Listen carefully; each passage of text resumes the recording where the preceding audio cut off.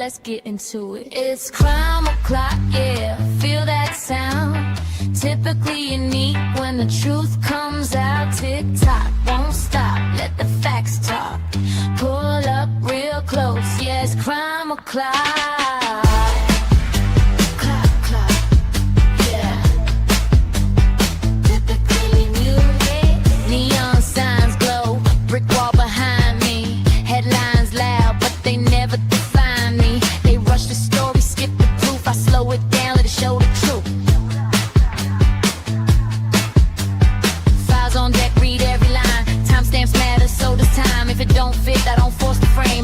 Question, whole story change. No fear, my voice, no need to shout. Paper speaks when you read it out. If the math's off, I'll circle twice. Truth ain't loud, but it ain't nice. Yeah. Read it again. It's crime o'clock, yeah. Feel that sound. Typically unique when the truth comes out. Tick tock, won't stop. Let the facts talk. Pull up real close, yeah. It's crime o'clock.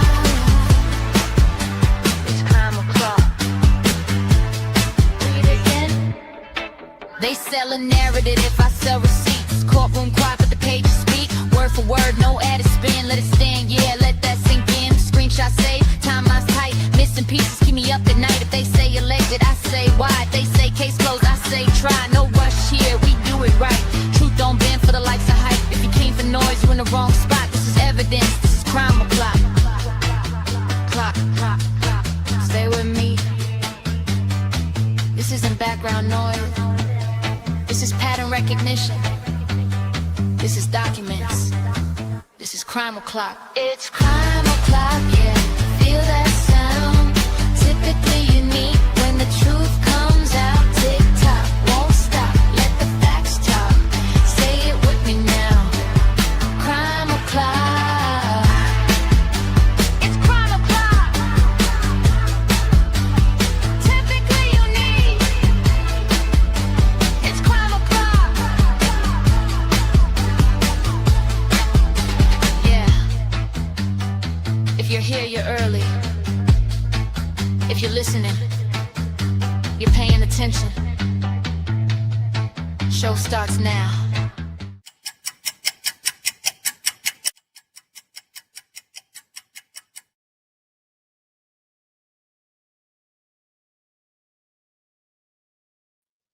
Welcome back to Crime O'Clock on Typically Unique. It is Monday.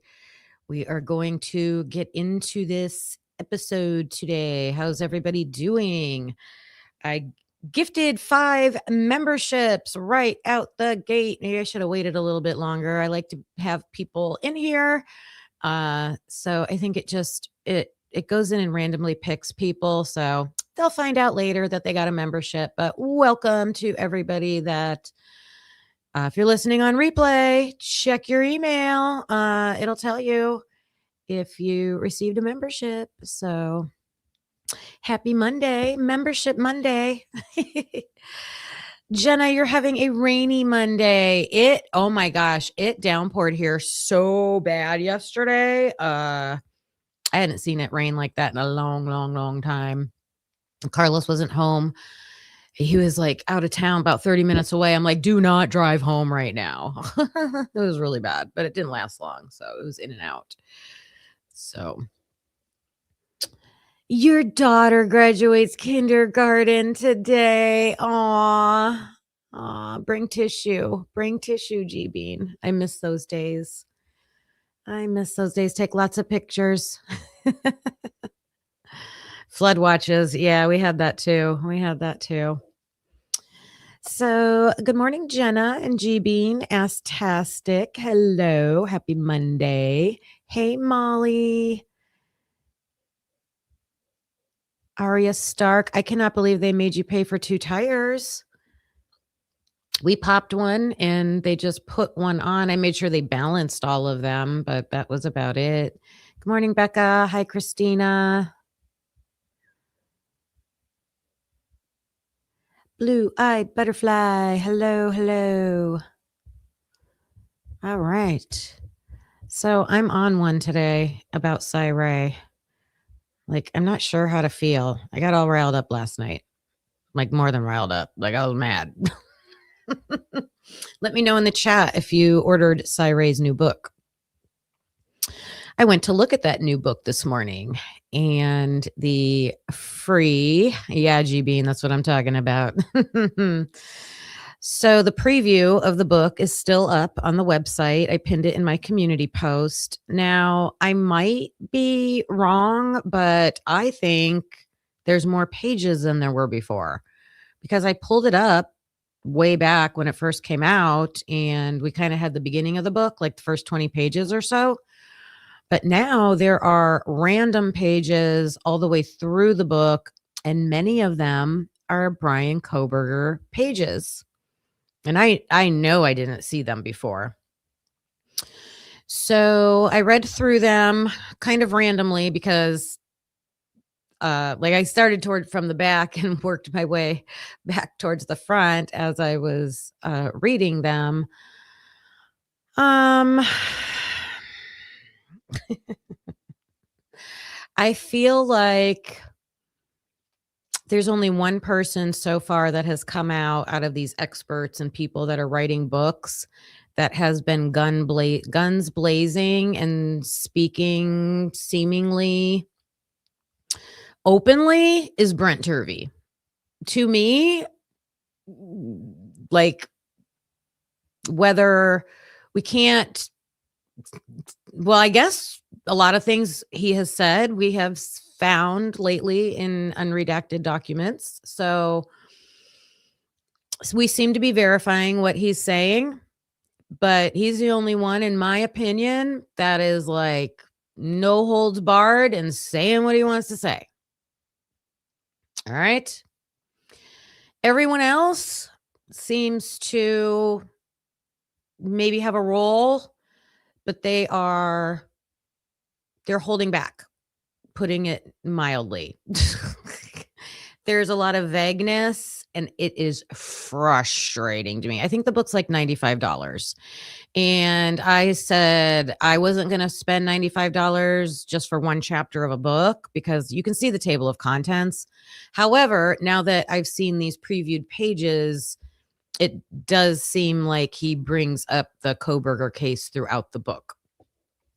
It also looks like it might be a better read than what I was thinking as a manual. Like, as he said, it's a manual, but it appears that every chapter has a segment called Cy on the soapbox or something like that, him having a soapbox.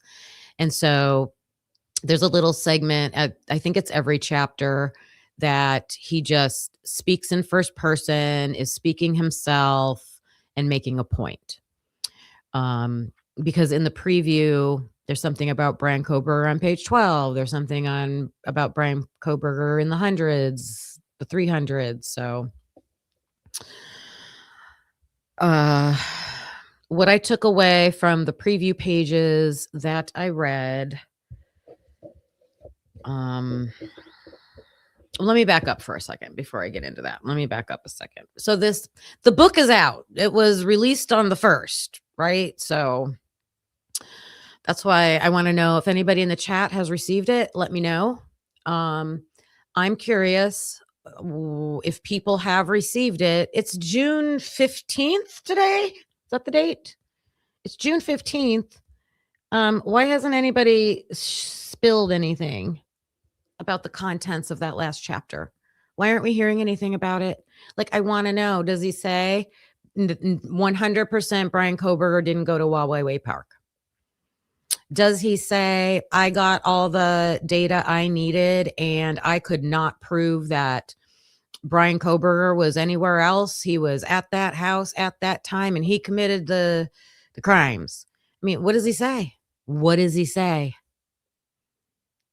I haven't heard anybody say anything yet. Except for last night, I heard that he's vague. That he's vague in the book. And maybe that's the frustration. And that's why I said Brent Turvey's the only one spilling details. He's spilling details. After him, I would say Christopher Whitcomb. At least I feel like Christopher Whitcomb is like he was the vessel, to put the book out. Whatever you think about him, he did it. Okay. Ray said that. Said what? Let's see. Kaylee, hello. The motion is a deliberate misrepresentation to the court to further conceal false statements used to obtain probable cause against the defendant and conceal exculpatory evidence from discovery. Oh, I need to dissect this. Deliberate to the court to further conceal false statements used to obtain. Oh, the quote, Ray said that in the book, or is that from his affidavit? Because I have his affidavit pulled up and we're going to look at that later.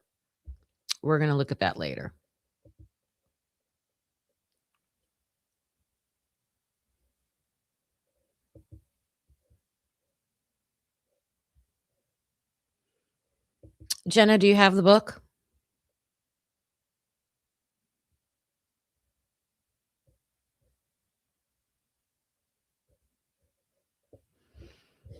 I need to look that up, Kaylee.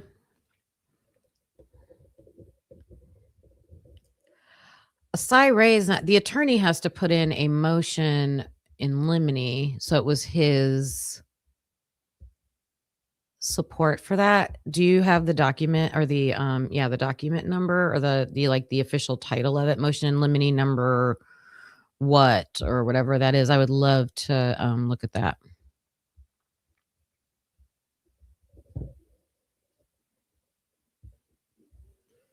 Lana just went over what?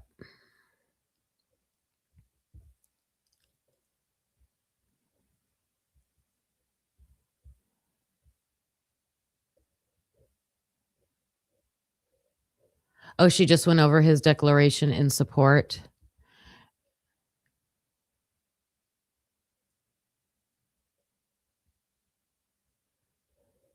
High love and other habits. Yeah, let's think about coincidences, right? We're always talking about coincidences over here.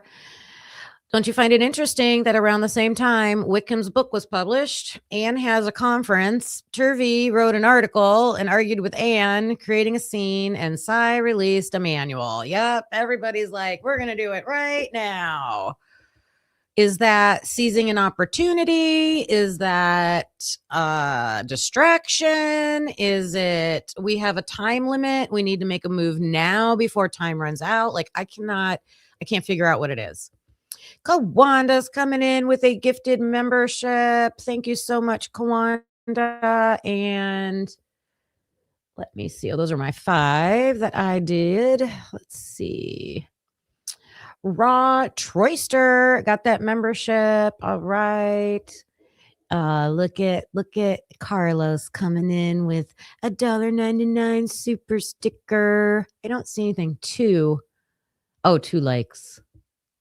Thanks, babe. I'm going to play a little part of Carlos and I talking about Ray. We've been discussing Ray since we first heard Ray's name. This has been a long road. Oh, Raw Troyster, you are in here. Welcome to the new peeps. Thank you, you guys. I appreciate you. Thank you. Thank you. Thank you. Thank you. Thank you. Thank you. Thank you. Thank you for the support. Thank you. Thank you. So I also want to say that I'm glad Ray's getting interviewed. I'm glad the custody queens are interviewing him. Nothing I say is anything against them. I was getting pretty riled up in Lana's chat last night and making some comments. And it's nothing about them. It's just the situation around Ray. So love the custody queens. Glad they got that interview. Can't wait to watch it. I hope we get some information out of it. I'm sure they will. I'm sure they will, or they will try their best. I am sure. So, Cyray's affidavit. Carlos and I are going to talk about it in this clip that I'm going to show. In the book, in the broken plea book, Cyray's part is like less than 1 page. Okay. So Christopher Whitcomb said he had 4 experts that he spoke to for the book. He said 2 of them would not let him use their name. And I said, well, then it has to be Brent Turvey. He's been out loud and proud, talking about everything, making claims, no holds barred. And then Christopher Holland came out, but someone made a good point yesterday. Like, is he considered an expert? What do you guys think in the chat? Is he considered an expert? So we don't know who are the other 2. I mean, he talks about Cyray's. Here's what it says. Let me find it. I know I marked it. Cyray's information, but like no quotes for him or anything like that. Okay, here it is. It's in the broken plea. It's on page 411. And all it says is that as for the science and methodology behind cell tower analysis, Ann Taylor had hired an expert named Cy Ray. According to an April 2024 defense filing, the former police officer and founder of ZX Corporation planned to refute the FBI cast analysis based on missing information and incomplete data. Cy Ray actually testified to misgivings during a pretrial hearing. No, I don't have that one pulled up today. That's for the future.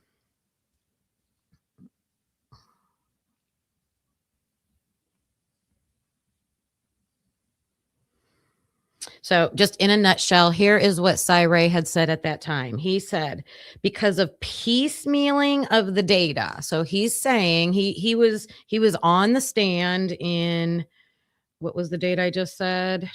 April 2024, pretrial hearing. Yeah, must have been it. He's saying the prosecution piecemealed data. He said there's missing data. He said, because of the data I'm reviewing that is incredibly inaccurate. So there's missing data. Whatever data they have, they're like piecemealing it together, which to me means not like in a logical sense, just the way that they want to fit it together. That's what piecemealing means. And they have inaccurate data. Those are 3 claims that they're saying he made at a hearing. Everything that is missing is absolutely in benefit of the defense right now. So at that time, it looks like everything that was missing was probably around that time where he would have been going to Wawa Park. That's in my opinion, because you want him somewhere else instead of going towards Moscow. There are other reports that are missing that I can't tell you are benefiting of Mr. Koberger or the state. So he knows there's information missing that's going to benefit. I don't know. How would he know it's going to benefit Brian? He knew it was going to benefit Brian, but then there was other data. He's like, it could go either way.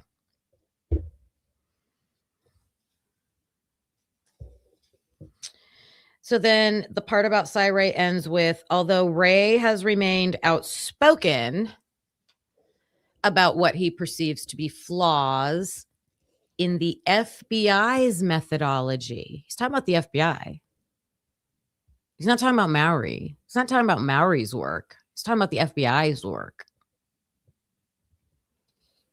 He's talking about the FBI's methods and conclusions having flaws. Wonder how that sat. wonder how that sat with the FBI. And it just says there will be no trial and he will not get the chance. So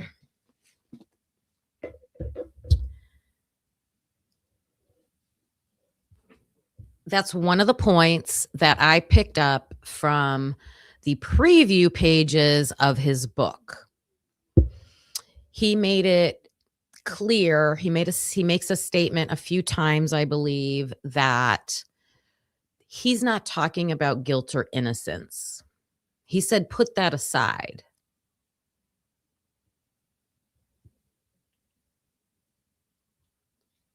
He doesn't want to talk about guilt or innocence.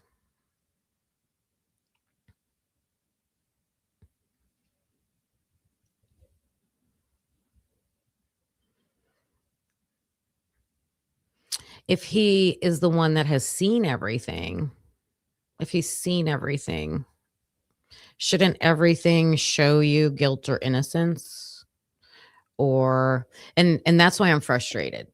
That's why I said I'm riled up today. I'm frustrated because who are going to be the right fighters? Who are going to be the people to come out? Either shut this case down and be like, tell us all that, we're ridiculous and here it is in your face. Start talking about other cases now because here's the data and here's what it showed and there's no arguing with it. Brian was there all by himself. He did it. Here's the phone records. Here's the AT&T timing advance records. Here's how they made their maps. Here's how we know he was there. I mean, come on. Here's the sound from 2 or 1 to 2:15, 2:20 that's missing. Give us everything. Give us everything. Shut us up. Nope. In the preview pages that he has in his book, it's still vague. It's still vague. So he just says, put guilt or innocence aside. That's for a trial. That's for a trial. Let me see what you guys are saying, and then I'll go back to talking about this preview a little bit more. Kaylee says, that's the point, though. The state intentionally hid exculpatory evidence that Cy Ray knows the state has. And that's been the question, is the question. I think that's one of the things everybody wants to find out from the book. Did he get it? Did he ever get to see all of it? Because it looks like, to me, he got to see all of it and he's like, oh, shoot. He was, he didn't go left to right to Wallway Park. He went left to Moscow and he was there the whole time. And, he knows Molly and they were communicating. I mean, I don't know. Whatever the evidence is that we know he was there and he did this. What does he say, Joanne? That's what does he say? What does he say? I keep asking, like, who has the book? What's the information in the book?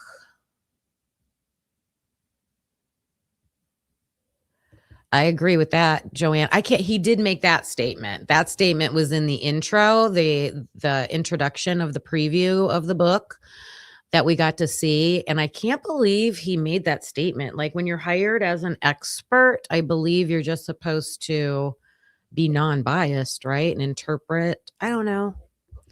I'm not a paid expert, but that seems a little.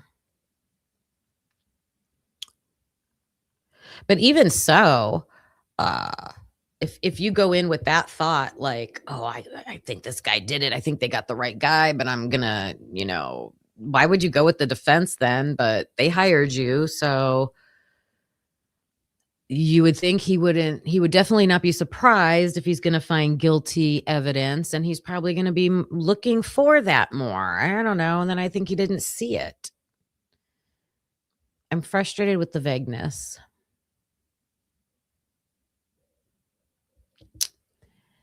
Panda Hug, hello. Don't forget, Cy Ray only knows what he was given to review. That's what I was thinking when I first read the preview in the first 20 pages. I thought he was, and I still think he is tiptoeing the line. he is tiptoeing the line, and that's where I'm calling it this vagueness. He's not like coming right out, no holds barred, no hold, just say it with your whole chest, what you found and what it means and all of it, everything. He's towing this line of like, he's not talking about people. He makes that very clear in the preview pages that I saw. This isn't about individual people. Don't want to get anybody in trouble is the way I interpret that. It's about how things were done. But if you're going to talk about how things were done, that's a human being was doing it. A human being was doing it. So you're saying only he knows what was given to review. Yeah, that was my point at the beginning. I thought, okay, if you only look what was given, and he said there was missing information, there was inaccurate information. So he could be like, yeah, when I look at what you gave us, Brian, there's nothing exculpatory here. His phone must have been off. He must have been heading to Moscow because that's all I see here in the data that you showed me. Right? Because that's all they gave. But who is going to stand loud and proud and be like, wait, and that's why we're going to look at Ann Taylor in a hearing. Like, where was the fist pounding on the podium? Where's the data? Turn it over. We need it. Everybody was tiptoeing. That's what I should have called this episode. Tiptoe the line.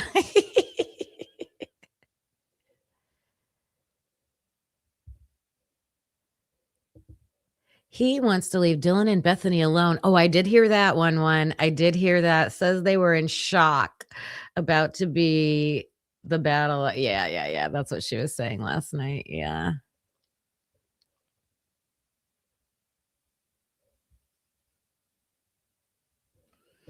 Yes, Amethyst, that's a good example right there. Language matters, words matter, and I mean it's his choice. He has a career to protect. He's a law enforcement person. And that's the first thing I thought last night. Like, he's not going to piss off the FBI. I mean, that's his clientele. He's selling a book, he's selling a course. And not, hey, that's his livelihood, and that's an awkward position to be in. You signed up to be on the defense. You saw what you saw. You can't unsee it now. Do you choose to like cautiously, carefully talk about it so you don't burn bridges? I don't know. I'm just speculating. Because like I said, if there's these bombastic booms of guilt, put it out there. Should be headline news everywhere. He didn't even leave his home tower.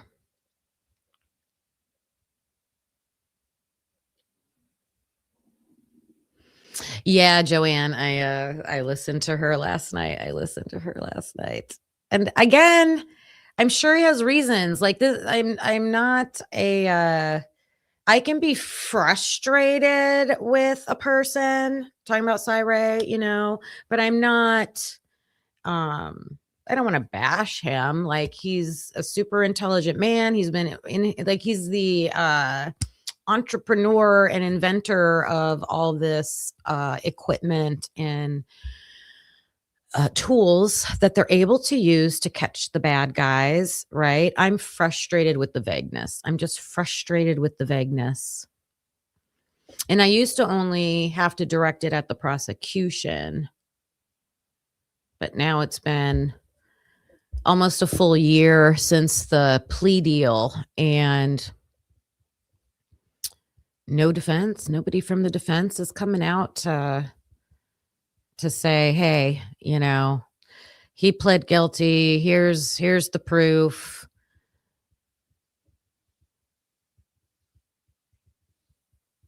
Let it go. Nope.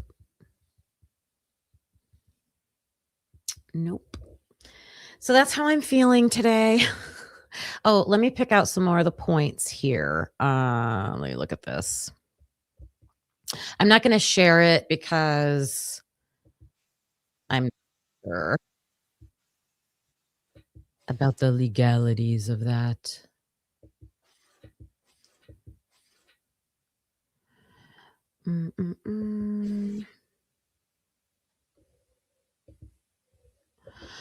So one of the parts is about the Cobra investigation, and it's about the disconnection.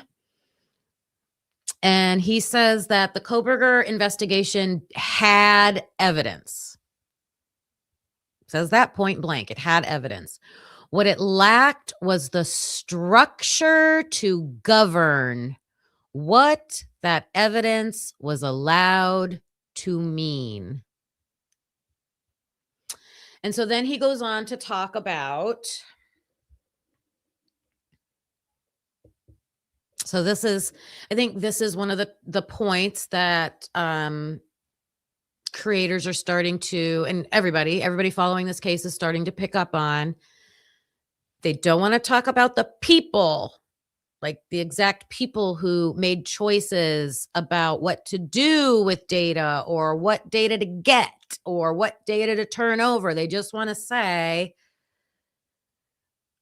if there was bad people who wanted to not turn things over, well, the system allowed for that. So it's like, let's blame the system for allowing that instead of calling out the people who did it. I'm just giving that as an example. It's the system. It's not the people. It seems to be one of the points that is being made. Dago's the best one to talk about word salad with something dressing he talks about. I forget his saying. And again, why are we, I want to say pussyfooting around? Why are we beating around the bush? Like, just say it. Just say it.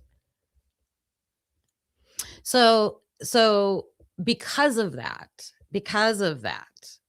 this system that, like, maybe there's not enough checks and balances, maybe there's not oversight, maybe there's not a process and like a solid process and procedure.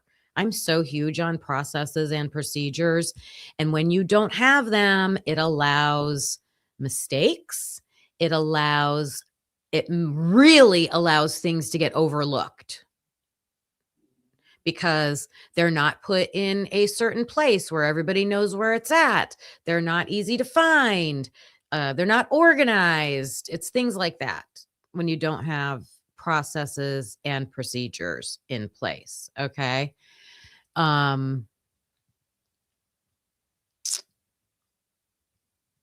So with all of that, he seems to be claiming that this narrative gets out there. Okay. So we've collected data, we've collected stuff, we have stuff piecemealed, we have a little bit of this, we have a little bit of that. It's all unorganized. There's no process, there's no procedure. We're only looking at certain things. We're not looking at all the stuff. And we come up with a narrative anyways. We pick a narrative, right? It was one person. They were driving a car. They were driving a white car. And it happened at 4 a.m. And he used a K-bar knife. And he was clad in black. And he did it in like 7 minutes or less. So that narrative is just what gets snowballed.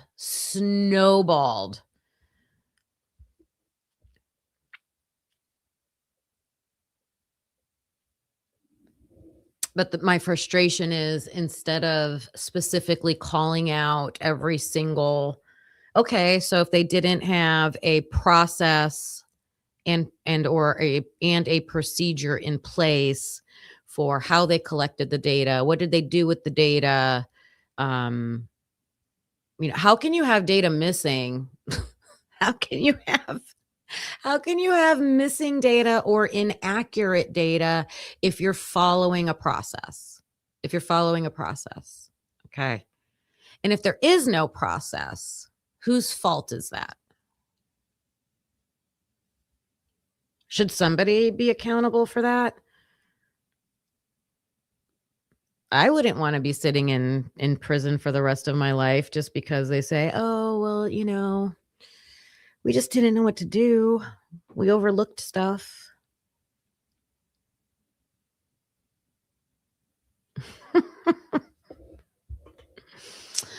So that's kind of how he takes a stance, right? So not talking about guilt or innocence, and we're just talking about this like basically like a broken system, broken structures.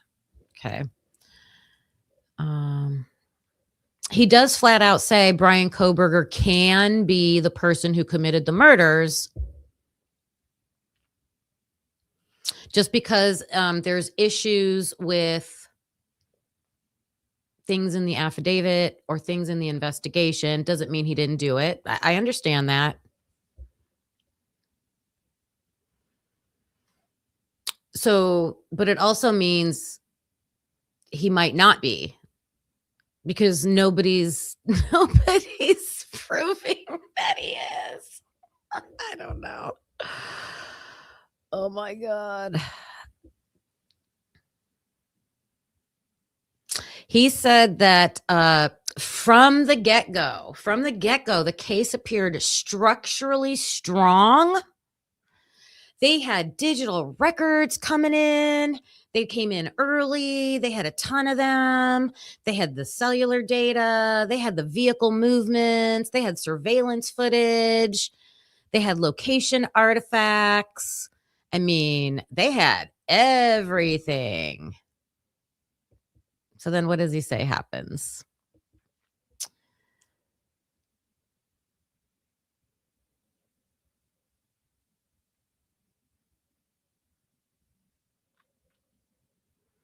So it looked like we're doing great. Like we're getting all this stuff. We're getting all this stuff. We're getting all this stuff. It looks great.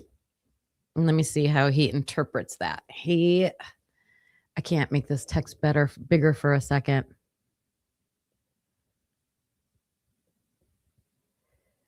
Evidence enters a system that has no mechanism to force reconciliation before conclusions are permitted to move forward. So again, oh my God, I would love to hear. I got to get Audrey on here. I'm going to plan a show with Audrey, you guys. We're going to dive into this with processes and procedures. Audrey, are you out there?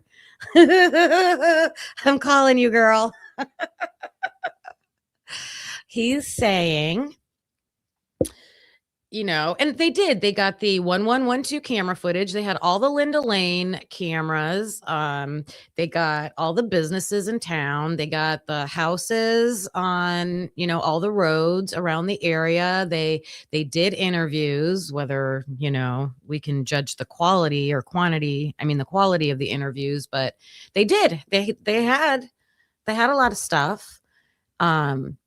So he's saying it takes a turn when you have all that evidence and it enters into this system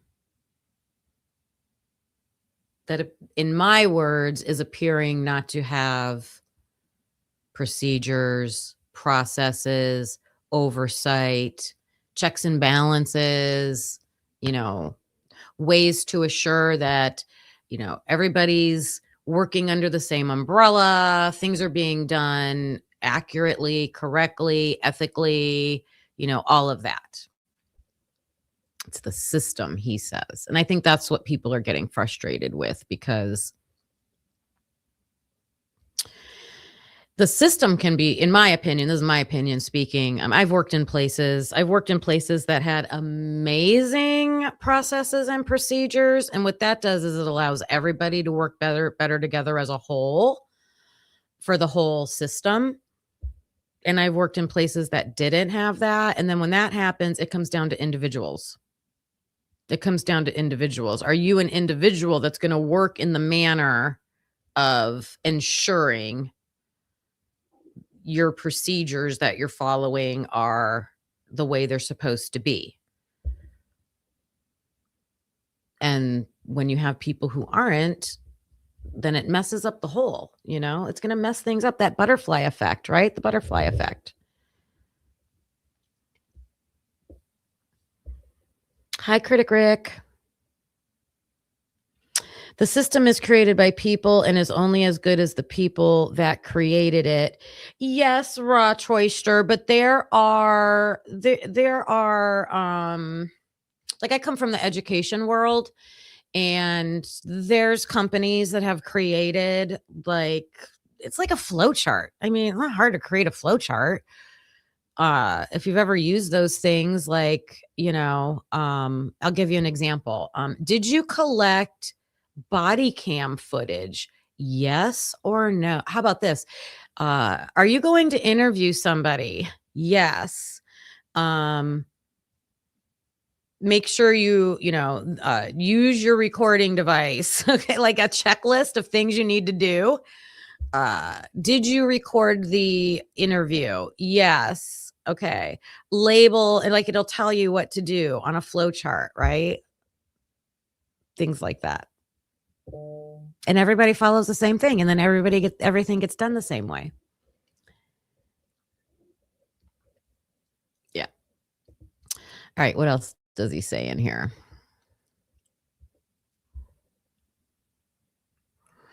He says,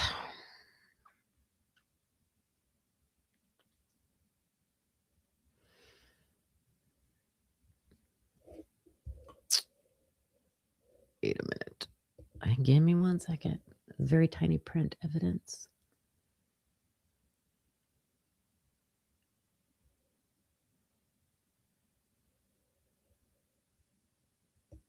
They're talking about Brian. So this part's about Brian Koberger's phone stopping reporting to the network, right, at 2:47 a.m. And they talk about that's consistent with the device being powered off. So here's another example he's making. I do think, that he still is making these claims. And Carlos and I discussed this in length, that it's like I keep saying, he's like towing that line to he doesn't want to cross the line and like maybe make an accusation that, would come back to bite you.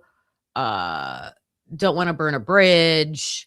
I'm going to give a little bit of a space so that I just don't go, like Brent Turvey, burn it to the ground. I'm coming out and saying whatever I want. Cyray's not doing that.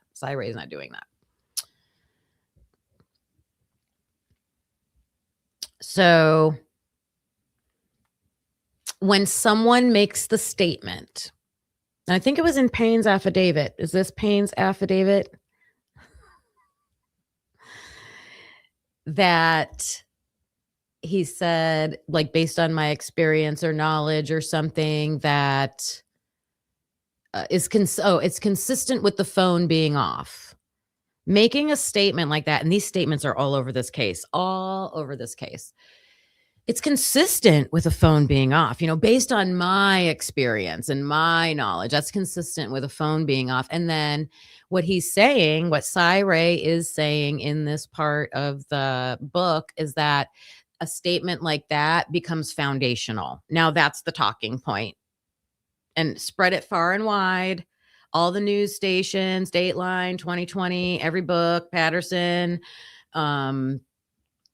his phone was off.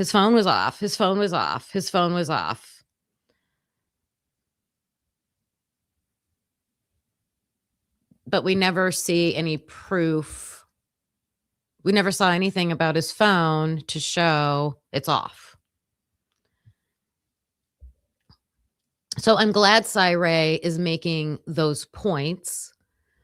Again, cautiously. You can't blame him for... He's just not going to call somebody out. But he's explaining how A statement's made and it becomes foundational. No validation structure required that characterization to be tested against the full record before it was permitted to propagate, to grow, right? Propagate, grow, spread far and wide. Hey, girl. I need the tea. Like, what? Like, is he towing the line the whole entire time through this book?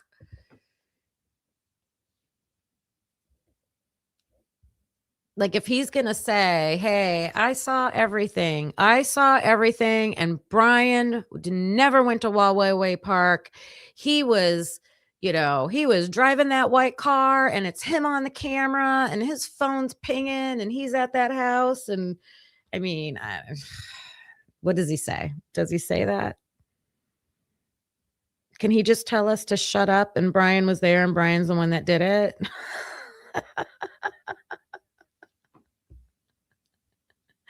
Lana, you want to come up?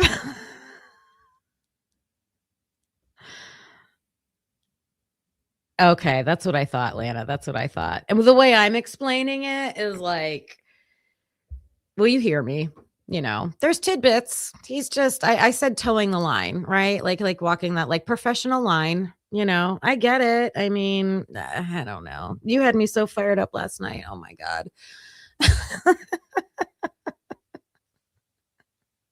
I'm trying to calm myself down today. Let's see what this says. Oh, okay, so here's some information. The AT&T call detail records available at the time did not support that interpretation.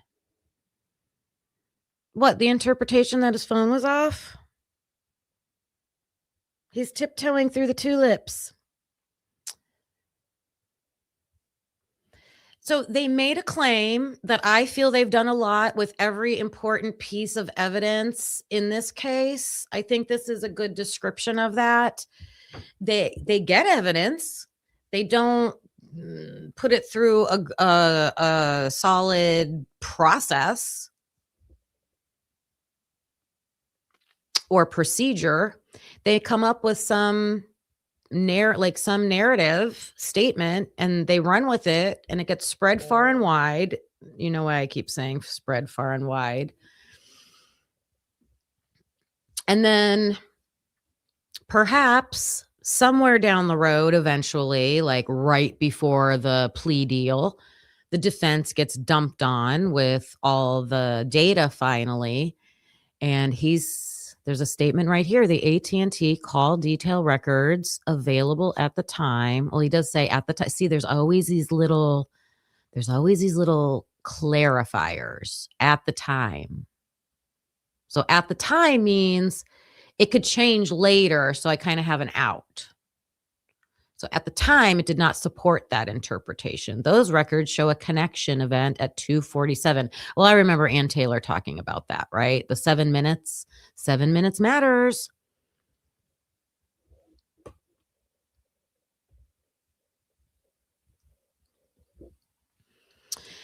He is making some points in here about that 7 minutes that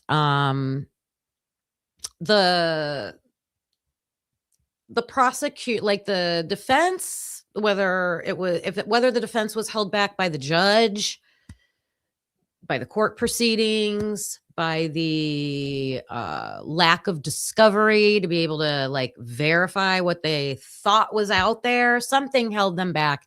He's saying they were never required to confront it. Like the prosecution, they never got held accountable for it. They never had to like confront, like, oh, we made this statement, but we didn't have to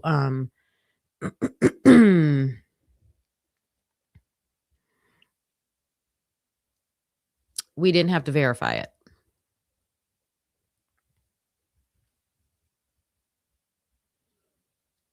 So he has some statements like that in here. And I know the frustration, like how I started off the show. Can we just come out and say it? It's about what they knew at 2:50 that they suppressed and omitted. It's not an error, it was deliberate. So, yeah, I know. We are on the same page. I get it.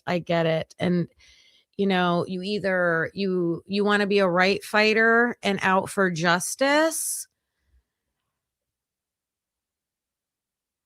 or you're protecting your lifelong career. You're almost at the end of your career, probably ready to retire. I don't want to burn bridges. I know, I get it.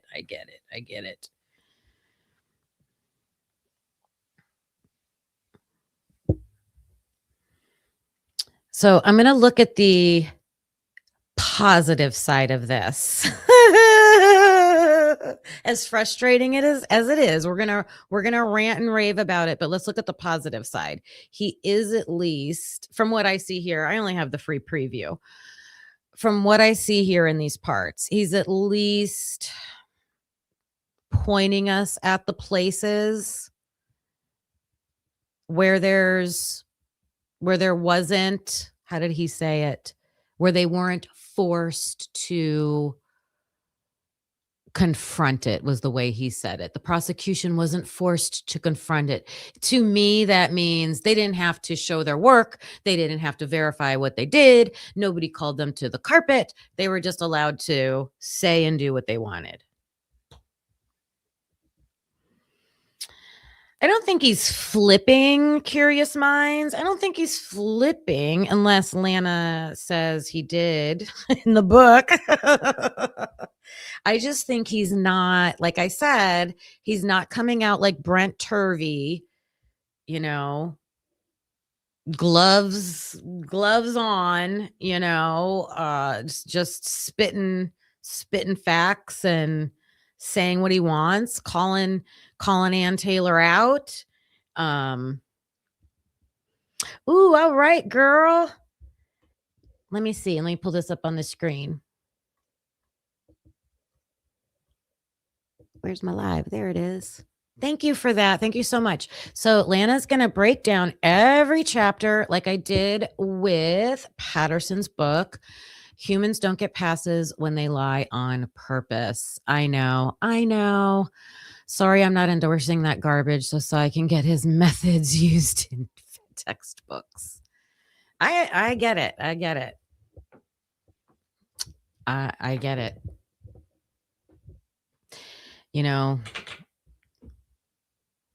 We need stand-up people. We'll all be looking for that chapter by chapter.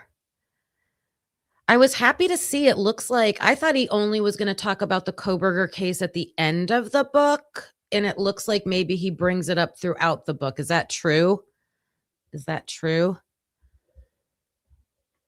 And I am going to give you this, Lana. Clock it! So I gotta say thank you. Clock it. Clock it. Oh my gosh. It's about fruit from a poisonous tree. The state law enforcement poisons the tree because they only came about the fruit and there is zero accountability. Yeah. It's the same example over and over. Just one example. Oh my God. Wow.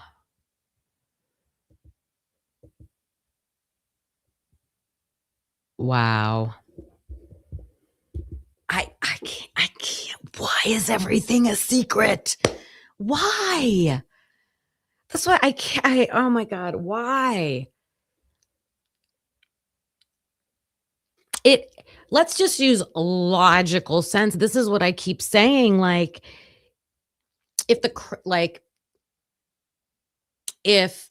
they can prove Brian did not go anywhere near Wawa Park, why can't they talk about that? They can. They could absolutely talk about that. They should be talking about that. They should have the evidence to show that, and they should be showing it, but they're not. So what's the only logical conclusion to come to of why they're not? Because he did.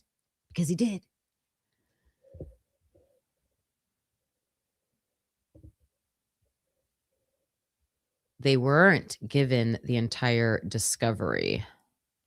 So I was making that point earlier. When I read those first 20 pages of the book, it seemed like I can be truthful, thinking of like Cy, and say, well, based on what I've seen, knowing that he hasn't seen everything, right? Well, based on what I've seen, and then it seems more, I'm not tearing down the prosecution. I'm kind of towing that line. I can still stay vague. I don't know. I wish Ann Taylor would say something too. Something's going on in this case. Something's going on.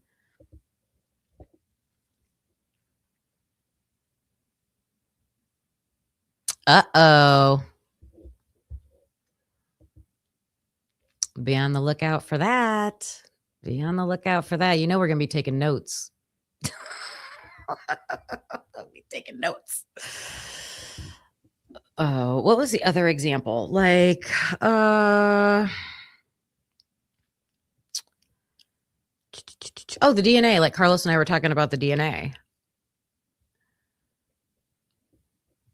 And like Audrey, that's why I do want to talk to Audrey when she was from Glitch DNA Labs. We just had her on the verdict room Saturday night, and she has gone through the processes and procedures of the DNA and highlighted places where in the reports things are not there. Like she could not see. I think she said it was the STR, like what they did with the STR. Like we can't see it. And that's, again, what's another logical conclusion? Why? That's the thing we need to show that how you developed the profile and all of that.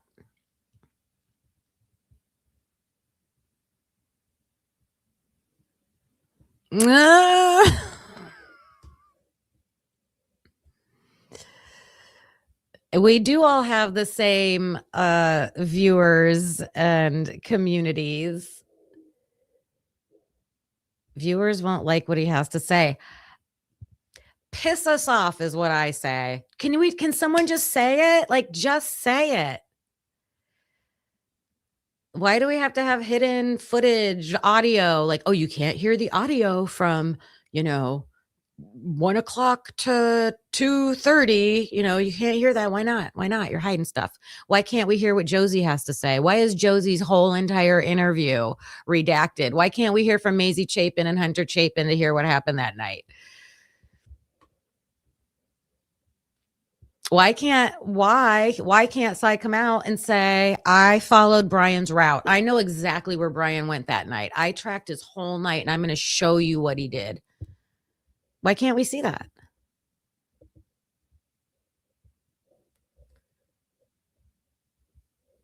I don't think anybody's going to be pissed off about that. We're not fighting to nobody's out here like, I'm going to be mad if you show me the truth. Nobody's going to be mad if you show us the truth. Can we please just get the truth?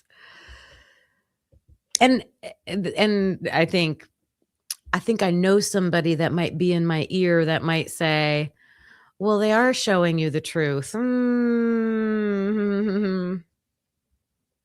can't, I don't call it the truth when things are hidden and redacted.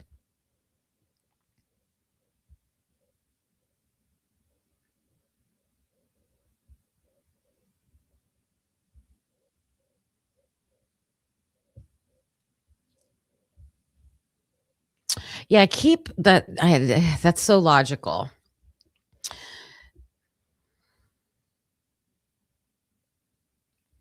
So they can't put him anywhere from 2:54 until his phone comes back on at what did they say? 4:20, 4:40? I forget the exact time. And so that little map they put in the affidavit, that's just like filled in based on their what they think the route would have been, right? So we can just put things in the affidavit of what we think.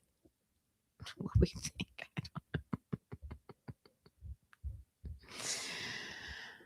He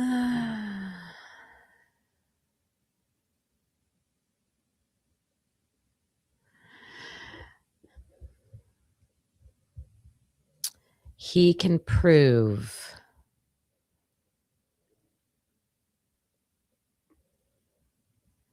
Oh my God. Do you think he never left the apartment?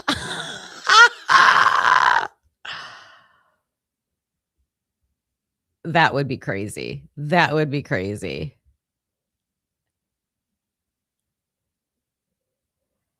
Oh, can I show it? I would love to do that. Do you guys want to? Because I didn't get to see what Lana did today. I was getting ready for today.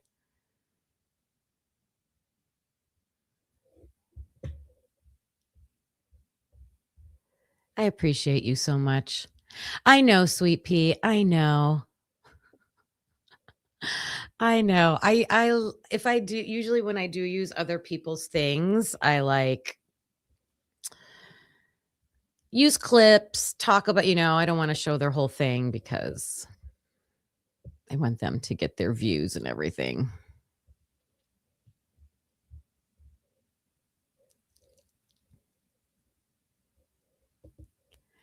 He did come with the unredacted reports and put them in his book. Yeah, that's what I keep saying. If there's nothing else, I am thankful for the names and the locations and everything that was unredacted.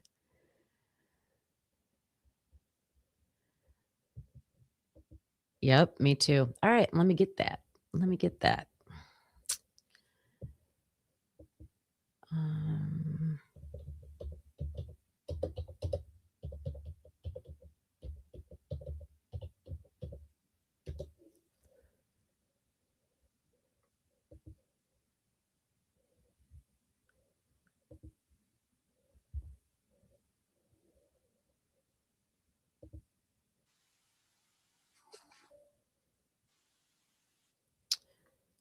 Hold on, you guys.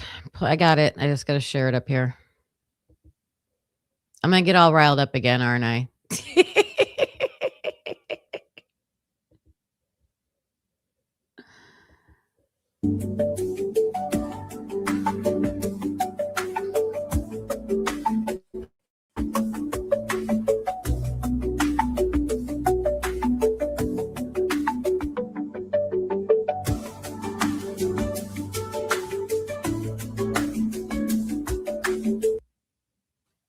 The person, like, this is when you were making that, you can hit that. You're watching good evening. We do have the live chat feature. You can use that if you are watching live.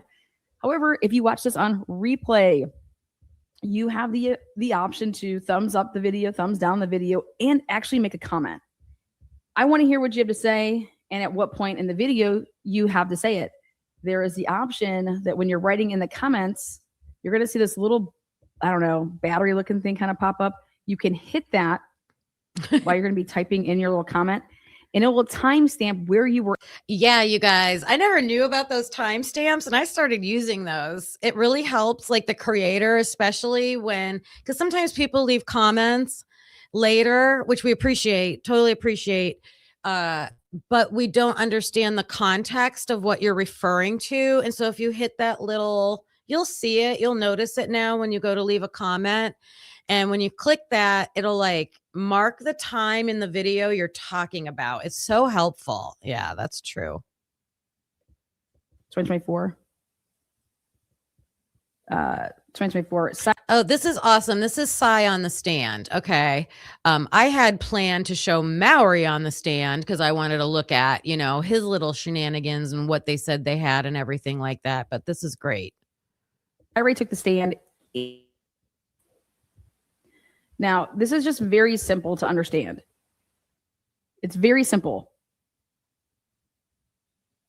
The person that did the work and that said that Brian Kohlberger's phone shut off at 2:47 knew that Brian Kohlberger's phone did not shut off at 2:47. In fact, there was data that was available that his phone did not shut off at 2:47 and in fact powered down at 2:54 in like 45 seconds. Okay. But the question is where was Brian Kohlberger at that time? Yeah. Where was he at? Mm-hmm. Where was Brian Kober located at 250, at 251, at 252, at 253, at 254? Yep. People lied in this case. And if you think that people did not, and that this was just error, well, hey, that's your opinion. And your opinion actually is trash. And I have no problem saying that. No problem whatsoever. Because there's evidence that shows that these people were properly trained, that they know what the fuck they're doing, and that they made omissions on purpose. Why? Because it's always been about our rights on this channel. Okay? Were our rights violated when officers who are sworn to be honest fill out an affidavit, and it's a groupthink project, group work, and every single person has a little bit of a lie?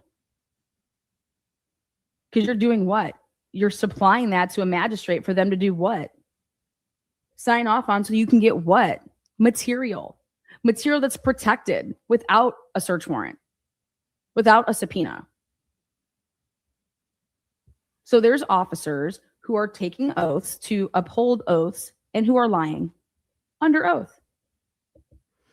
And I'm just going to add on to that, because when I was like, I pulled up Maury's court hearing where he was testifying, and you know, when we make a claim like lying, just omitting, right? Like Lana said, like leaving things out, being vague, like I don't know, I don't remember, things like that, right? Things like when we've got those things, those statements documented. We've got those statements documented. Not saving your work. I didn't save it. But you know, you can do it yourself. Do it yourself if you want, but I'm not saving it. I don't want to show what I did. Who are writing or not even writing reports for the purpose to then act like, oh, I don't remember this. I don't know. I don't recall, blah, blah, blah. Fuck, stop making excuses for human shitbags.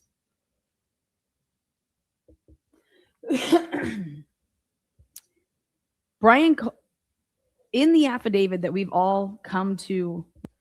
Okay, that's where I'm confused. This is where I've been confused the whole time with the phone. So I'm seeing your comments that.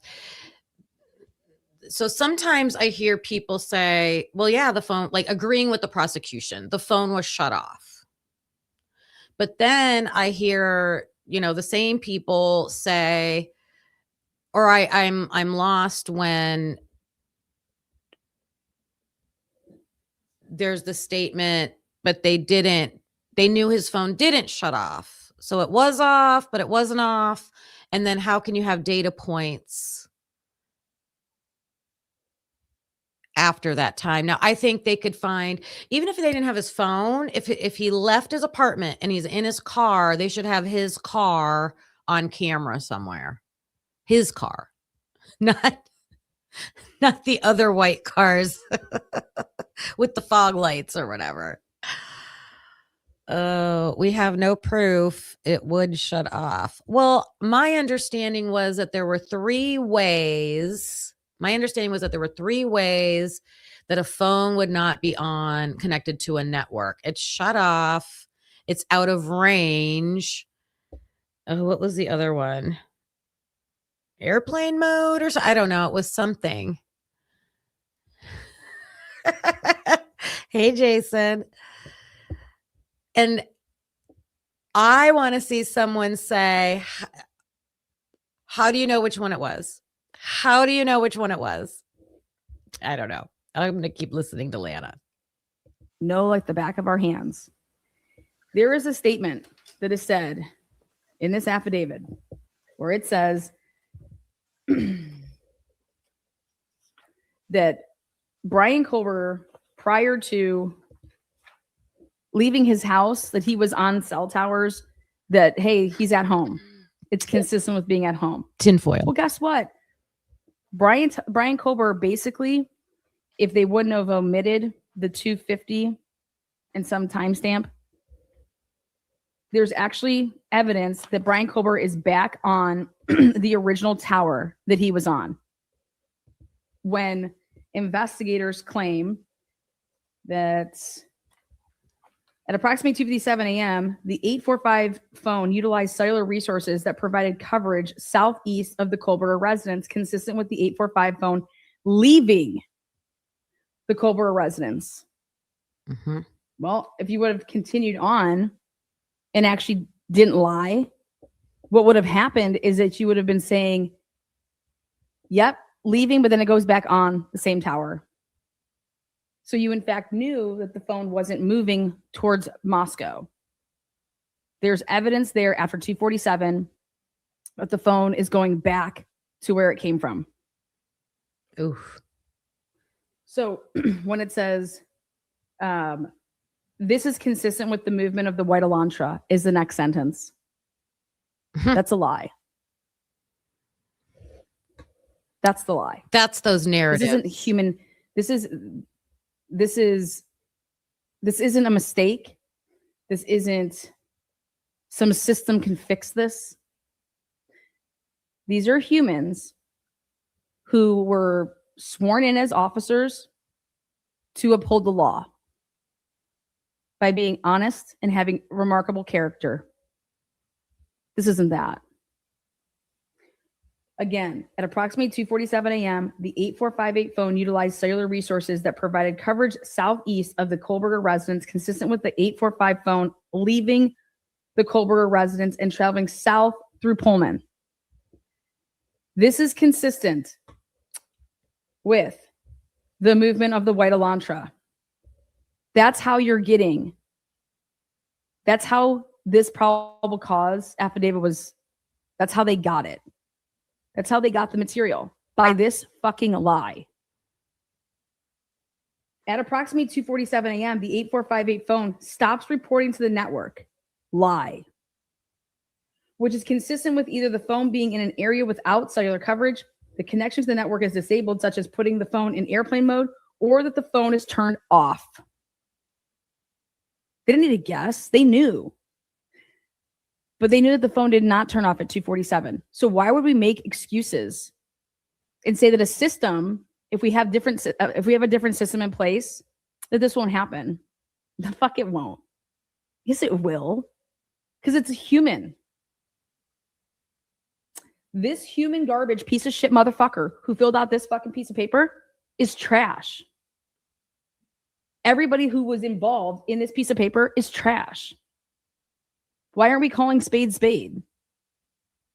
I was The thinking 8458 that same phone does not comment. report to the network again until approximately 4:48 a.m. Lie. Actually, what it shows, I was thinking that same phrase today. Like, call it what it is, whether it's proving it to be not true, prove it to be true. I don't care. Nobody cares. Nobody cares. We just want to know exactly what it is. We want to know exactly what it is. Brandy J, thank you so much. Receipt me. Yeah, show those receipts. Show those receipts. Thank you. Thank you. Clock it. So I gotta say thank you. Clock it. Appreciate that. is that the phone never stopped reporting at 2:47 a.m.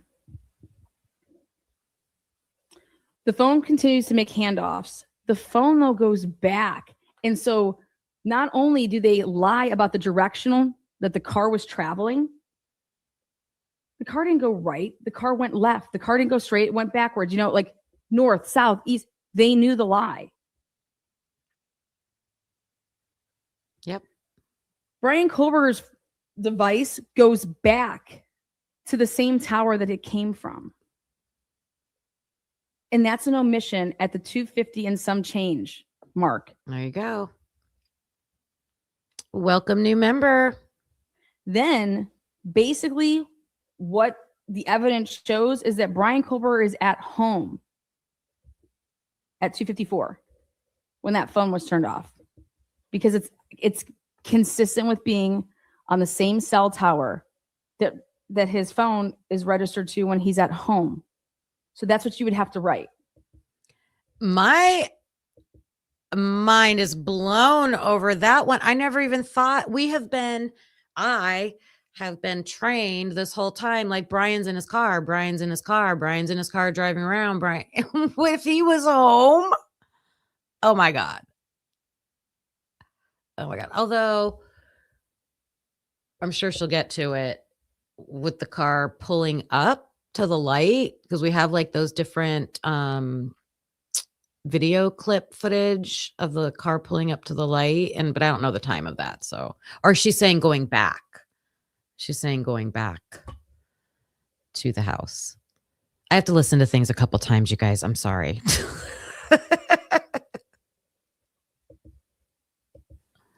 Which at the time, they wouldn't be able to say that it was turned off. It could have died. Yep. It could have done a whole bunch of things, right? Because Yep. it's just no longer reporting to this network, right? Mm-hmm. But he was at home, according to the way that they already wrote it in the affidavit earlier, which was on November 13th, 2022 at approximately 2:42 a.m. The 8458 phone was utilizing cellular resources that provide coverage to 1630 Northeast Valley Road. That's his address. Hereafter, the Kohlberger residence. So that's already assumed. They've already labeled it that. These investigators knew that Brian Kohlberger's phone went back to the same tower at 250 and some change. It did not shut off. It did not follow path with that Elantra that was seen leaving. Nope, sure didn't. Oh, wow. So why were we beat around a bush in all these suppression hearings? Why were we playing the long game? Right. Why didn't anybody just come out instead of making it word salad and say that this is what it showed? Then the people just omitted this material fact. That's where my brain is at. And that's why I'm going to move it till tomorrow, because I want to watch this today.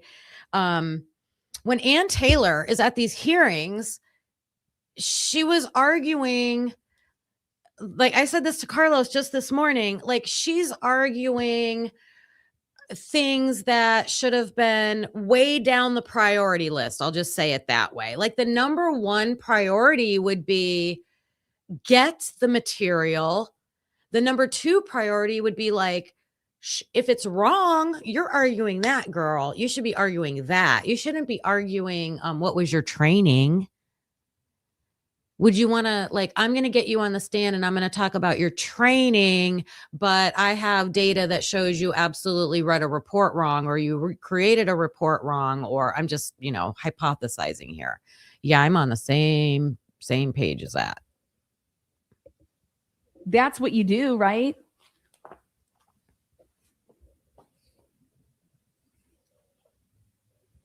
Well, because people wanted a pound of the fucking FBI. Right? Because Payne over here is like, I didn't do the work. I'm just writing what I'm told to write. Excuse me? Who told you to write this? Who gave you this specific information? You have to get somebody to own it on the microphone, under oath. Mm-hmm. Where was anybody owning a goddamn thing? They weren't. In fact, everybody was avoiding it. But okay, so if they're going to play that game, why isn't the defense owning that the records that they had back then showed this? Why aren't we calling people liars? What is the problem with that? People at McDonald's get called liars every day. People at Burger King, people at the fucking library, people that are school teachers. Why aren't we allowed to call cops and prosecutors liars?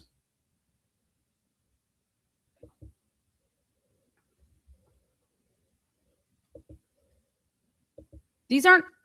I think we see when, Cy Ray even slightly tried to broach that topic with AT&T, and that there's a back door and all of that. And he got roasted by the judge. Like, you can't make an accusation like that. That's going to get people disbarred. But I know that's Lana's point is, so we're just going to, if there is alleged, just, we're talking options here, or possibilities. If there was alleged corruption or hiding or even just mistakes or whatever you want to call it, no one's gonna stand up and call that out. We're like, is this a system of protecting that? I shouldn't even feel, and I do, because I told you I just, I grew up with guilt. Why am I afraid to talk about it on a YouTube channel, right? Not accusing anybody of anything, but why do I feel uncomfortable even discussing the fact that, we see it all over the news every day. There's corruption, there's corrupt people, there's bad guys in good positions, and we're hiding from calling that out if it's there. If it's not there, then prove that it's not there. That's the point.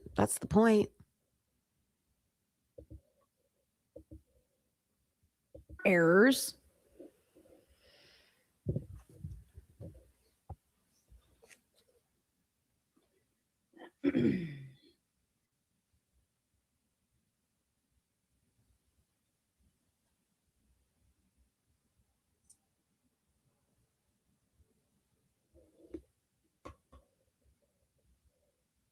So at 242, they have Brian Kober's cell phone on a tower that services his address.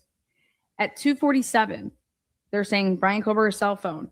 At approximately 2:47 a.m., the 8458 phone utilized cellular resources that provide coverage southeast of the Kober residence, consistent with the 8458 phone leaving the Kober residence and traveling south through Pullman, Washington. Why would you give Hitler any outs to talk about south, north, east, west, anything? Why aren't you writing it very concise and saying that the phone went back onto the tower that it was at 2:42 a.m.? Is that not the most simplest way to say a sentence? That these cops knew, Yes. Yeah. and this prosecutor knew that the phone went off. Do you guys know how many different times when you're actually, if you look at cell records, where you can make a phone call and it's you're at home the whole day, and in different cell towers, you're actually picking up because it's busy, so they're going to push you to a different cell tower? That happens every fucking day, multiple times a day. I didn't leave my house, and neither did you.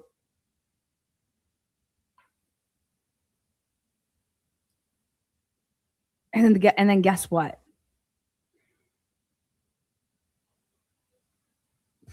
Why, in Bill Thompson's theory, at sentencing, does Bill Thompson or any of these people ever want to talk about the 254 cameras on WSU's campus ever again?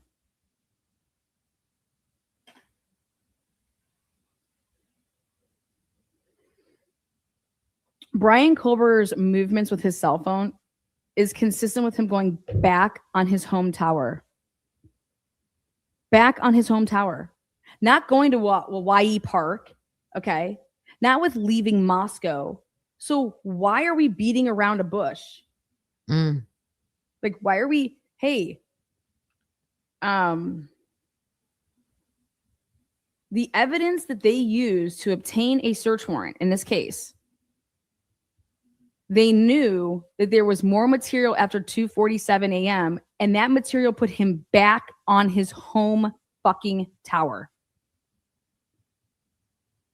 which is not consistent with the movement of that white car that y'all see, which is not consistent with leaving to go to Moscow, which they said. Period. It's that simple. That's it. Then the only other sentence that you could use is that at 2:50 and some odd seconds, it's reporting back to the tower that it originally came on.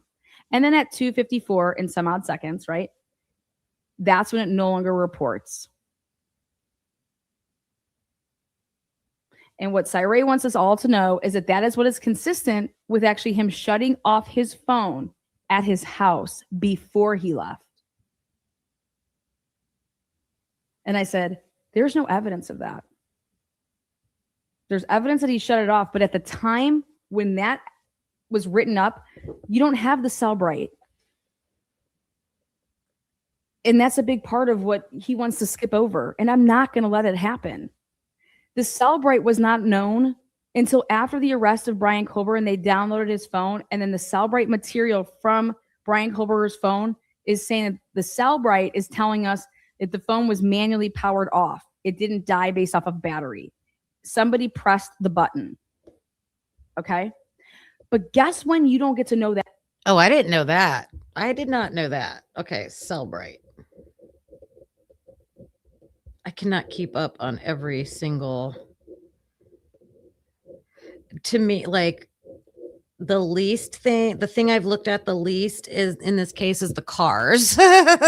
Anything with the cars or the car or all that, because it's confusing. His butt shut it off. Shut it off on purpose at his house. Okay. That information. Not until January, potentially February or March, when the Barnharts get involved because they couldn't find it. These fucking other people, the Barnharts found it, right? But that is way after the arrest of Brian Koberger. That is not an independent record that could have been verified when you wrote this affidavit. And so stop bailing people the fuck out. And it would have never been anything that they could have went and got. So no system in place, unless you're going to say what I've been saying the entire time, which you don't need a system for, is why didn't you ever interview Brian Kober like you did every single other motherfucking person in this case? Absolutely. Wow. And that's another one. Why can't we see Brian Koberger's interview? Like his interrogation, his arrest interview. Like, why can't we want to see what he has to say for himself. Did he just like spill his guts and admit everything in the interview? Then why can't we see that? Or was he saying things in that interview that they don't want us to see? I mean, which one of those two options that I just explained should we choose when they won't let us see it?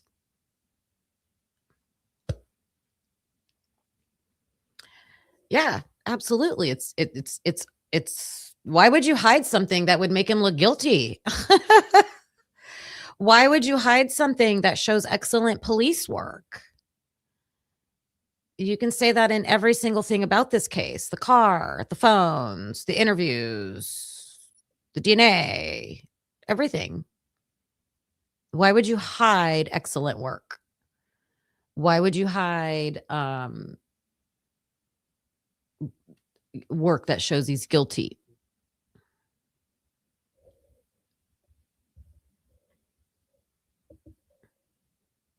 Interview him, ask him to see his cell phone, ask him if you can download his phone. Yeah. Yeah. He was right there at WSU. Why did they have to go all the way? That's another one of the big questions in this case. Why go all the way to Pennsylvania? Why did they have to go all the way to Pennsylvania?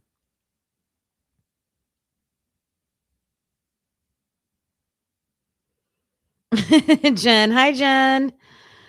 Exactly, because the excellent work isn't excellent. BK's interview at Meanie, a bunch of redacted boxes. Yeah. So at the time of getting the warrant, or trying to obtain the warrants to get his cell phone records, okay, they lie and they say exactly what I just read to you guys. All right. They lied.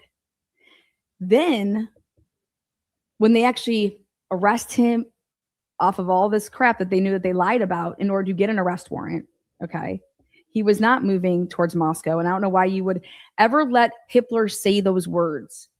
Hitler took words and said, Payne didn't lie when he said that Brian Kohlberger was leaving. That is consistent with the 8458 phone, leaving the Kohlberger residence and traveling south through Pullman. Senior, it's got to be something, right? It's got to be something, either the apprenticeship or who knows, other work, connections, information, reasons if he was in the area, what was he doing, an alibi, anything. Yeah, I agree. Argument that they didn't make, and I want to know who didn't make it, because this would all be on your expert. That's why you have an expert. That's why you hire an expert, so that we can make sure that we handle this properly, so that this gets tossed. And so what we want to say is, it doesn't matter. Do not talk about directional anything. You want to make sure that it's known that at 250 and some change, that they omitted the material that showed that Brian Kohlberger's cell phone went back to the original tower, which you've already labeled his home tower in the paragraph where it says, on November 13th, 2022, at approximately 2:42 a.m., the 8458 phone was utilizing cellular resources that provide coverage to 1630 Northeast Valley Road, apartment G201. They did that. They labeled it. So then you can go back, and then when you can say they omitted on purpose the fact that this phone goes back on that tower, which is not consistent with any movement of that white vehicle.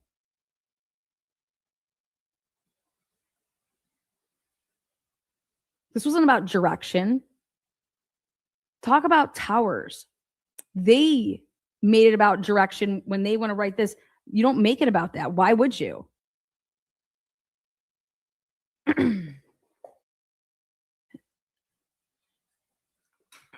Kaylee says, when you listen to Cyray's testimony in this hearing and read what he wrote in his declaration, he makes it very clear that he knew what the fuck was up with this case. Correct. Only to do what now? Now read his book, and he wants to give everybody a pass. That's what I take umbrage with. I take umbrage with the fact of, why did you take the case, Cyray? Because the FBI has been steamrolling people. Because the FBI has been railroading people with evidence that's not there. And they're using their 3 letters, FBI, to make it more credible when they take the stand and to testify to something that's not fucking true. By the way of them getting search warrants when they should not be getting search warrants. Because they're lying about material. They're omitting material. And here we're just going to fucking say that this is a systematic failure. No, these are liars. These are liars. And if Nick Balance's ass was to be put on a platter, Daybell would get a fucking new trial. That's the truth. Just like Proctor's going to get all these people probably fucking to walk because he's a piece of shit. Because he's biased. Because none of his investigations were the byproduct of professionalism. It's ridiculous. But here, it's very simple. Wow. So here, this whole time, all this word salad we've been told, you don't need no word salad. Here, it's very simple. Brian Kohlberger, his cell phone was on a tower at 2:42 a.m. It was on a tower that services his house, his apartment. At 2:50, it's back on that same cell tower. He can't possibly be moving towards Moscow, and that happened. And they omitted it. We're not talking about when it shut off. We're talking about at 2:50 and some change, it's saying that there's a tower that it hits, and it's going back to the tower of where it came from.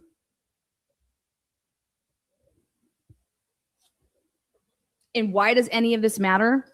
Because they were trying to move the phone and the white fucking car together at the same time. That's how they got their search warrant. All right. So I have jotted down, I want to, I don't know if that's information that just Lana has or if it's in some of the released reports that I just haven't looked at yet. Does anybody know? Does anybody know? Yeah. So I'm just going to go back to my own thoughts here. I love her, man. She just says it.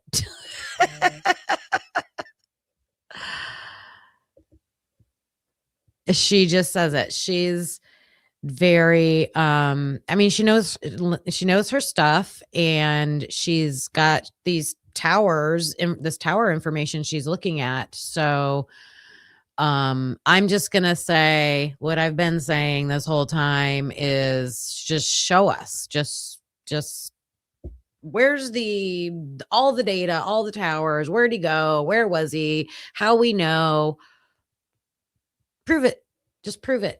Everybody. I think I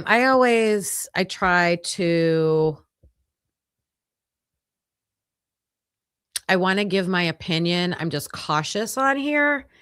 And based on what I saw, like just in, like I was talking about the preview of Cyray's book, where he's giving information, but he's not exactly calling people out. He's not calling people out. Okay.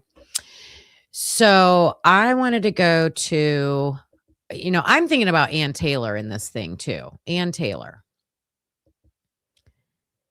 And what points was she fighting for or trying to make when it came to all this stuff? Like I said, I feel like she was arguing things that should have been, in my opinion, should have been lower on the priority list. Like, how can you argue anything if you don't have the information? Or you're seeing what they're doing with the information, right? All right, let me share this. We're going to look at something else. I'm going to go back and watch all of Lana's live later. And then I'll either pick some clips and I'll take notes, and I will come back and talk more about what she had to say tomorrow. Make sure if you didn't get to join her this morning, go over there later and watch the rest of that. She was really fired up. I think she was last night. She was really fired up. Thank you. Wait, I don't know if this is the one. All right, the matter will be taken under advisement. I don't think this is the one. Let me see. What do I got here? This one. This is the one. Unfortunately, it was yesterday, and I've been promised. This is Detective Mowry on the stand. This was May 23rd, 2024, and they are talking about the AT&T timing advance records, and she's asking about the work and what she, what did they have? When did they have it? What work did he create? Investigation into the homicides on King Road. Yes, And what was your role? a lot of different things. How to answer that. Well, I can ask you about a couple of roles, maybe. Sure. Do you do any work with cell phones and cell towers? I have taken training for cell phone analysis. Was that one of the roles that you played in this investigation. All right. And the other area that I'd like to talk to you about is the collection of videotape evidence or surveillance evidence from around the community. What was your role in that? So we gathered a lot of data, a lot of USB hard drives that came in. At one point, all of that was given to me so that I could copy it over to a server. So we have it stored and backed up. Did you inventory it at that time as you got it in, I guess? Don't have to say inventory. I used the evidence technician to help me book them individually at the time. So the USB had the name of it on it. I would label the folder, what it was, and that came from it. Did you have, See, this is one of the things I don't understand. When you talk about processes and procedures, I did an episode a while ago on a program that Jennings mentioned in one of these hearings. Okay. They have a court digital web-based system that everyone can access, even the defense. The defense, you can allow people to access it. Just like if you have a Google Drive, right? I can share a folder in my Google Drive to all of you right now, and I can allow you access to view things. You can't edit anything, you can't move anything around, but you could view it, right? They have this system, they have this computerized system that it would organize everything. It would make everything consistent. And you would have it set up so that, discovery. Okay. You would have like I'm imagining like a folder for discovery, and you would give the defense access to that. They wouldn't get to see, your work that you're preparing for trial, but they would be able to see the discovery they need. They weren't using that. They were sending emails, and she had to actually go to the discovery locker to like hunt down CDs and flash drives and, probably printed photos. I don't know. They were so old school. Like they didn't use, in my opinion, what I looked up after she mentioned it, that they have this program. Why weren't they using it? It doesn't sound like they were using it.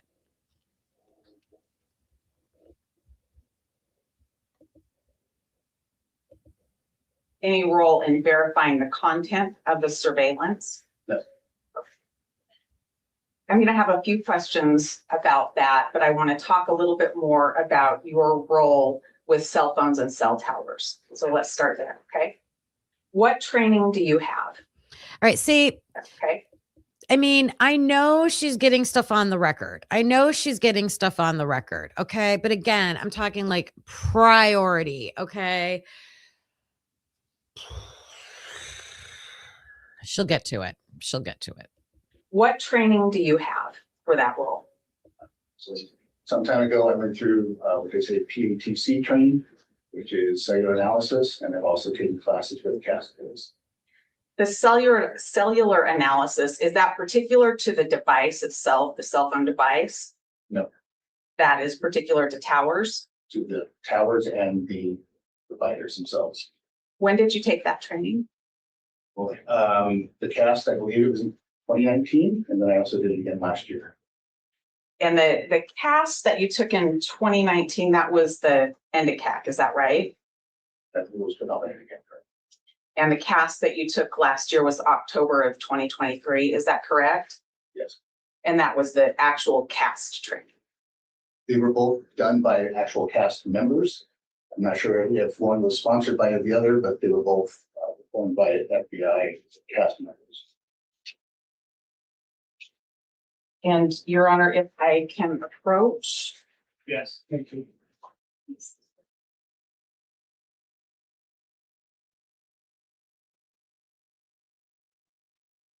Detective Mallory, I'm putting in front of you what's labeled as Defendant's Exhibit O, and those are 2 certificates for training. Is that correct? Yes. All right, the one that's from 2019, what did that cover? That covered the use of the CastBiz software. And what did the one in 2023 cover? The second, Your Honor, I move for admission of defendant's oath. The objection? No objection. Okay, those are exhibit, oh, no objection. Thank you.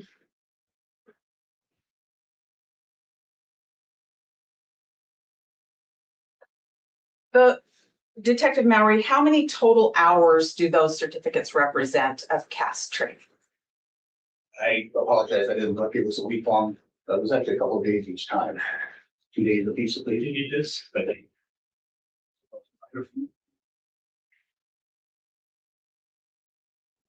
so the 2019 shows 24 hours, 2023 says 16 hours. Thank you, Detective.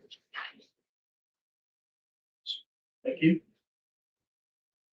Detective, you've written some reports in this case, is that correct? Yes, I want to talk about two particular reports right now.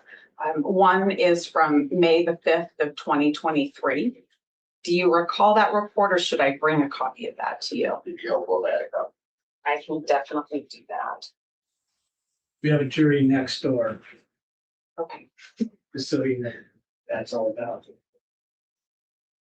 Detective Mowry, does that appear to be your report from May 5th of 2023? Yes, And Your Honor would move for admission of defendants P, That's P, like Paul? all right, any objection? No. Okay, thank you. No. Exhibit P is admitted, no objection. Thank you, Your Honor. Detective Mowry, I do not have a police report for the other one that I want to talk about today. It's one that I received via email today that was written just within the last few days by you, probably. Do you know what report I'm talking about? yes. Okay. Now, what I want to understand is we're talking about documents or records or logs that can be created by a CastBiz program. The report that you wrote that I received today, when did you learn about those documents that exist according to that report? The session logs that I found were from yesterday. Why did you come to find them yesterday? I was preparing for this hearing. Okay. And those are things that existed for quite some time, is that correct? They did. And when you wrote about your work with CastBiz in May of 2023, did you document those items? No, Tell me what you found when you were preparing for the motion to compel today. I found session logs that were sent to me from the FBI. All right. And in those session logs, how many files were there? I don't remember, I think there were 6 or 7 different items inside. Did you look at the CastBiz 48-hour file? I don't remember if I did, it was on the reception. Did you look at it yesterday in preparation for this hearing? I attempted to. All right. And how about the CastBiz? Okay. Okay. So when we are critical about the investigation, here's an example of what we're talking about. So you're working on the biggest case, probably of the century in this country, and a quadruple homicide, horrific, of 4 college students, brutally brutal. And you're working on this every day, right? You're supposedly co-located with the FBI, right? And you're good, Christina. And you get this file, this important file that's going to show you where the suspect was. And you just receive it and put it somewhere, and you don't really label it or whatever he said, and don't look at it. You don't look at that. Would you guys look at it? Even out of curiosity, you wouldn't look at it?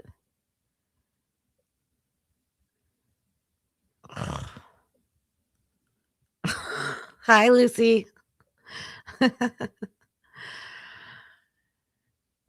I just can't. So then, oh my God, I have a test tomorrow. I better hurry up and study the next day. I got to get ready. The day before, I'm going to look at this highly important file that I've had forever. And I'm going to look at it. I think I looked at it the day before. Is full log. I attempted to yesterday. I noticed See, and this is all the language that we're picking out. I attempted to. I'm channeling my inner Travis T logic. I think he might say that's non-committal. Is that non-committal language? I attempted to. Did you or not? Like, it's a yes or no question. And this is where I get frustrated with Ann Taylor. Like, bring that fire, girl. Like, put him on.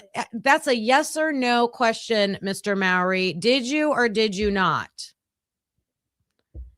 But we don't follow up with that. We don't follow up with that question. I attempted to.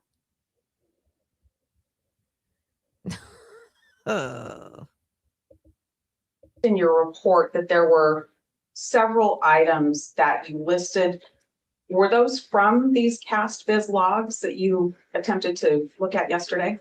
This is the hearing where Judge cracks me up. He goes back and forth like he's watching a tennis match. Like, what did she say? What is he answering? Oh my God, what's the answer? Oh my gosh. I'm sorry, I'm gonna have to, you need to speak up a little bit, or just telling me to pick up a little bit. There were some files that were in the session logs, there were other files that were not. Well, let's start with the 48-hour. What was contained in there? There's over 48 hours, that was the AT&T records, the original records. And there's a 48-hour session log. I don't know which one they're at. Let's go with the session log. What was in there? Appeared to be the AT&T records that possibly were inputted, as well as some. That were possibly inputted. Again, get a direct answer. Possibly inputted. Okay, so there were session logs. So if they were possibly inputted, then he didn't open it. Because if he opened it, he would know. JSON files that were probably produced by Castles. They were possibly produced or probably produced by CastViz. JSON files were produced by CastViz. Is that right? I would assume that. I didn't create those files. What date were they created? Who created them? Could we ask that question? Who created them? I believe one was in December. The other was in April. December of what year? 22, And April of what year? 23. Could you tell who created those? There we go. I could not. How did you get those? I was provided those via email. By who? See, there we go.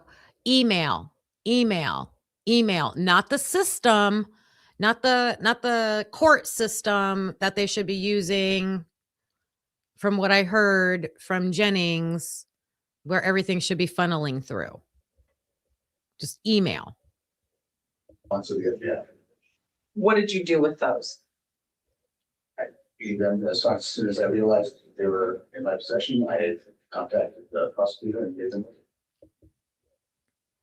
Would you realize they were in your possession when you got the email?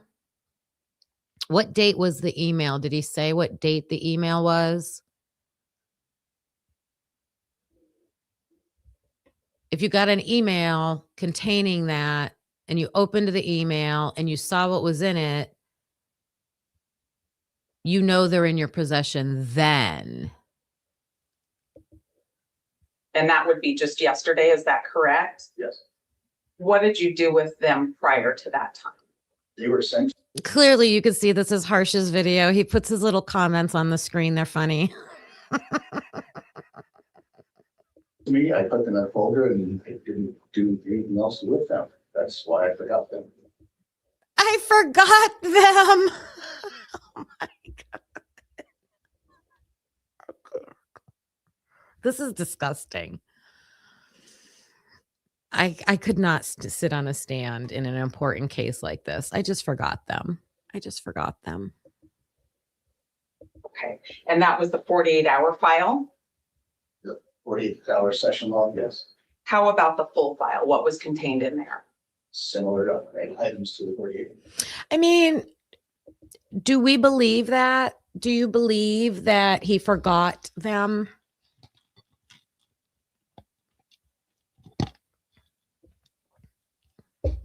How many of you believe that he forgot them? What is the full file? I believe that was the second AT&T return that we got via warrant. I wasn't able to open it to verify it. That brings up a question for clarification. When you say second warrant return, are you talking about something that relates to Brian Koberger? Yes, there was 2 warrants that were originally written. One that covered a 48-hour period for the cell phone number, and there was one that was later done for a longer period of time. And those are what you're referring to as the warrants 1 and What was that period of time? What was that period of time, Mr. Mowry? Do we know?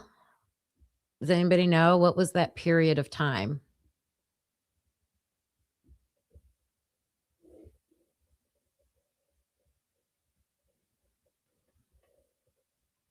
What was that period of time of dates that you got information from? Because if it's outside of 7 days, if it went back to November 13th, I think that point needs to be made right here.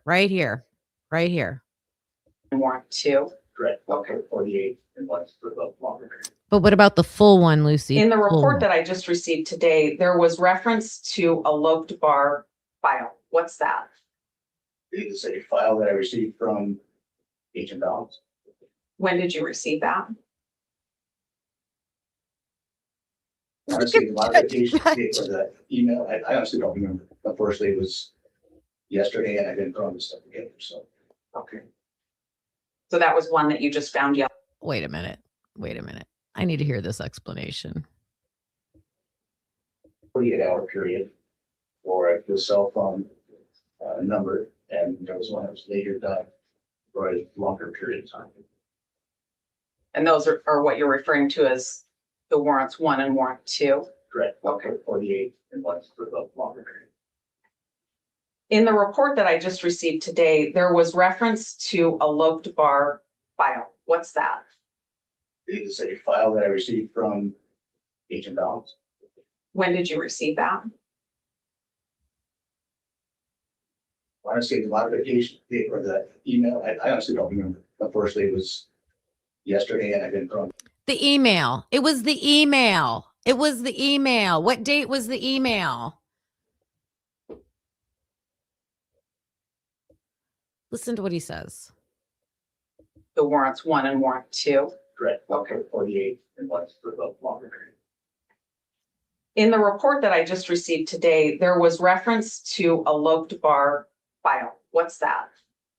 It's a file that I received from Agent Balance. A file I received from Agent Balance. When did you receive that?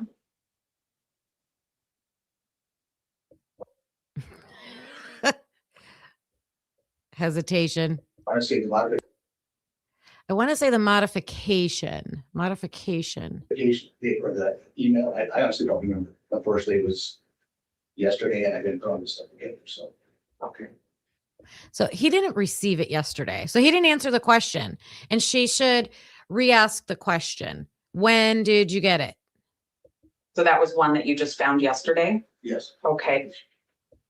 That's not okay. Yeah, why is there a modification? What do you mean modification, Mr. Mowry, Detective Mowry? What the file, the file that you didn't open that has the JSON things in it? Like, I don't know. There's this right here was a lot of information skirted around, and she just accepted it.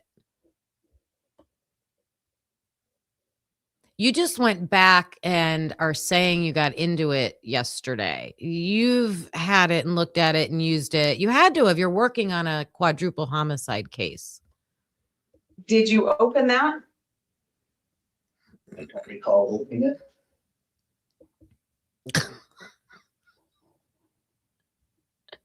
Jen.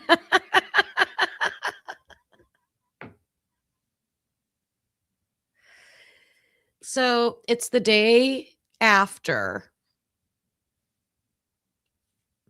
He doesn't remember if he opened it. I did, I don't recall doing it. How about the CDR.S.XLSX file? Would that, and CDR, what does that stand for? All retail records? Did you open that? I don't remember if I did not. Did you open it yesterday? So you know what I would ask right here? I would say, well, did you prepare for today? That's a yes or no question. Did you prepare for today? What did you do to prepare? Like get him to say something about looking at these things. Okay. I don't remember. I was looking for, once I found them, I was trying to figure out how they came into my presence or in my possession. That's what I started. Okay. We know how he already said how they came into his possession. They were emailed to him. And all Anne has to do is get a copy of that email. Like, what was the date of that email?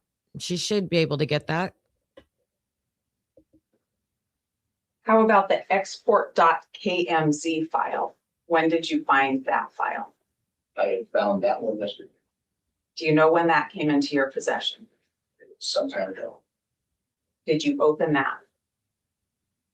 I believe I did on my laptop. What did that show you? It showed me different locations and so forth on a map.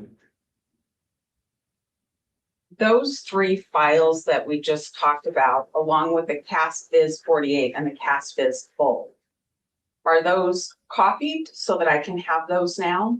Yes, And you referred to emails. How many emails did you find when you were preparing for this hearing? So she wants to have them now. And what did I say was the date of this? This is, she's getting them on May 23rd, 2024. May 23rd, 2024.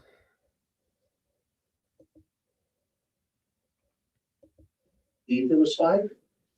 Are those included for me to have now as well? Yes. Thank you. In the report that I received today, there was a reference to drawings.json file. What's that? It was a JSON file that was inside the CastViz session. What does that depict? It's just data that CastViz would use, I'm guessing, to replot something on the map to actually show locations or other things. Did you do anything with that file when you found it yesterday? I did open that file, yes. Okay. What did that show you when you opened it?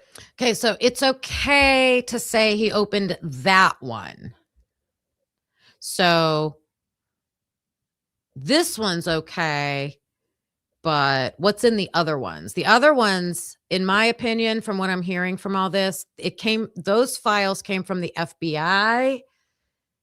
So those seem to be the ones that he's like not saying he opened. There were references to 2 locations inside. When you open it, does it just say here's 2 references, or what does it show you when you open it? It's different code, but there is. Hold on. He said it references 2 locations. It's different code, but the Oh, I didn't go back far enough.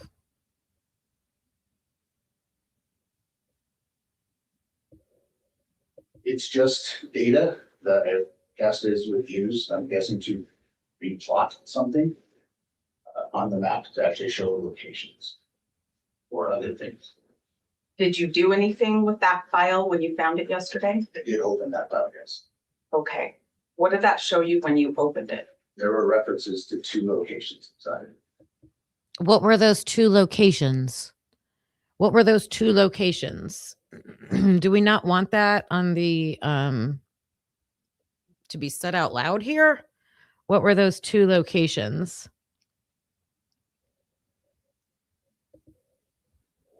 When you open it, does it just say here's 2 references, or what does it show you when you open it?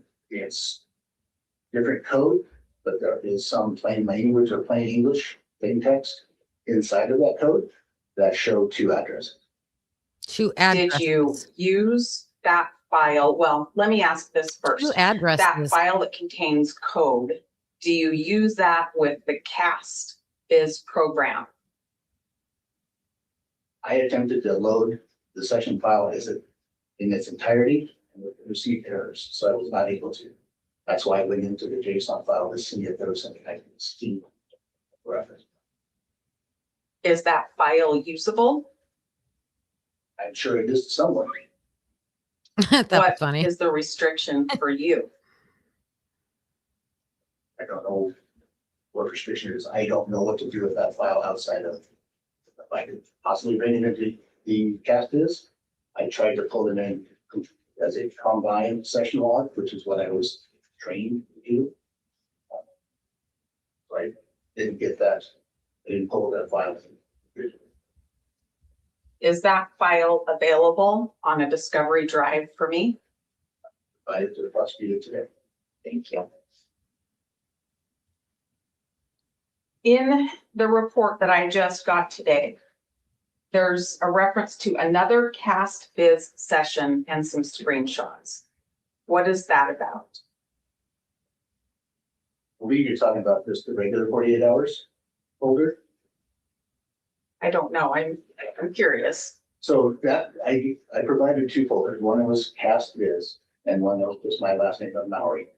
That was to differentiate the files that I found that were provided to me and the folder of the files that I used to create this report. Did he find them? The language here is so interesting. Do you find them? Hi, Kiss Me.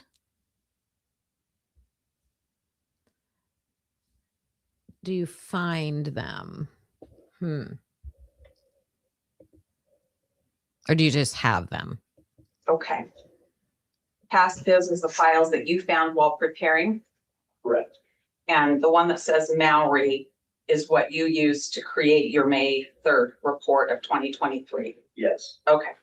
I think Okay, so there's a date. So he could have said May 3rd, 2023. What? The day before this hearing? Is that is that where we're at? What is this? 23rd, 2024. Okay, so a year ahead. He never said that date. I understand that now. In that file, I think your report said you found screenshots dated April 19th of 2023. Yes. All right. Does that mean that's the day that you put things into your CastViz program? That was the day that I made the screenshots themselves. Okay. Where are those screenshots now? Are those also included on the drive? Yes. Okay. And then your report dated 5/3 says that you were asked to examine the record. So I'm a little confused if you had something that you took screenshots of on 4/19, but on 5/3 you were asked to examine the record. What were you doing on 4/19 or before to get those screenshots?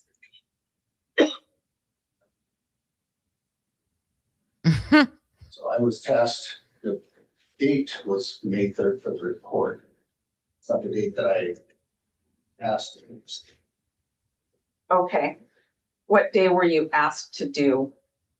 I cannot remember. I'm gonna guess that it was somewhere around April 19th. That's when the screenshots were created. Okay. Let's talk about that time frame then and what you did. Did you actually use a CastViz program at that time to create something?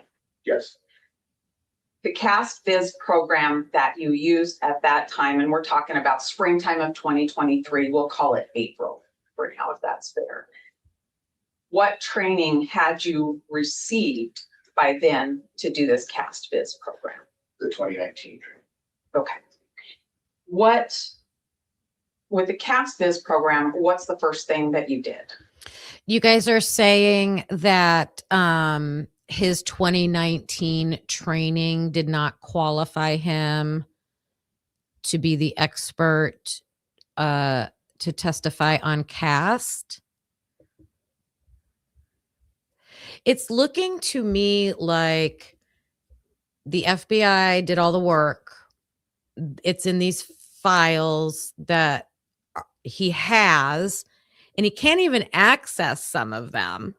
Like, we have to, like, it has to be on his computer because for some reason the FBI needs the local law enforcement to be the ones, the face of the investigation, I'll call it. Like, they have to be the face of the investigation. But and so he's going to do a little bit of work. Like, he has access to whatever files they want him to have access to.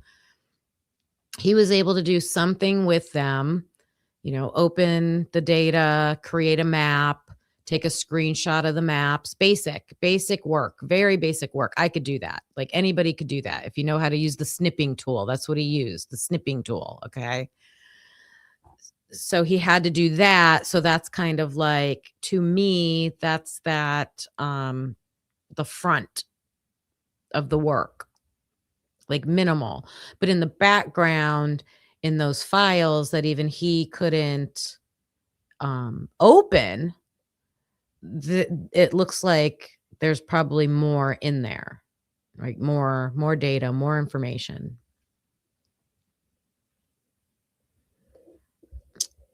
USAF, what is that? I don't know what that is. I don't know what that is, Lucy. Once the program is open, you can drag and drop the CPR records into the program. CDR means call detail records. Right.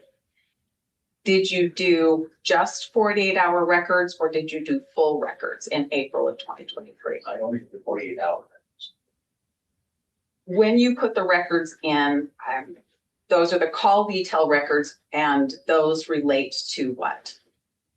To the phone that the records were coming back to. The number you associated with Brent Koberger. Right. Okay. When That was the moment when it sounded like Ann Taylor said Brent Koberger. You want to hear it again?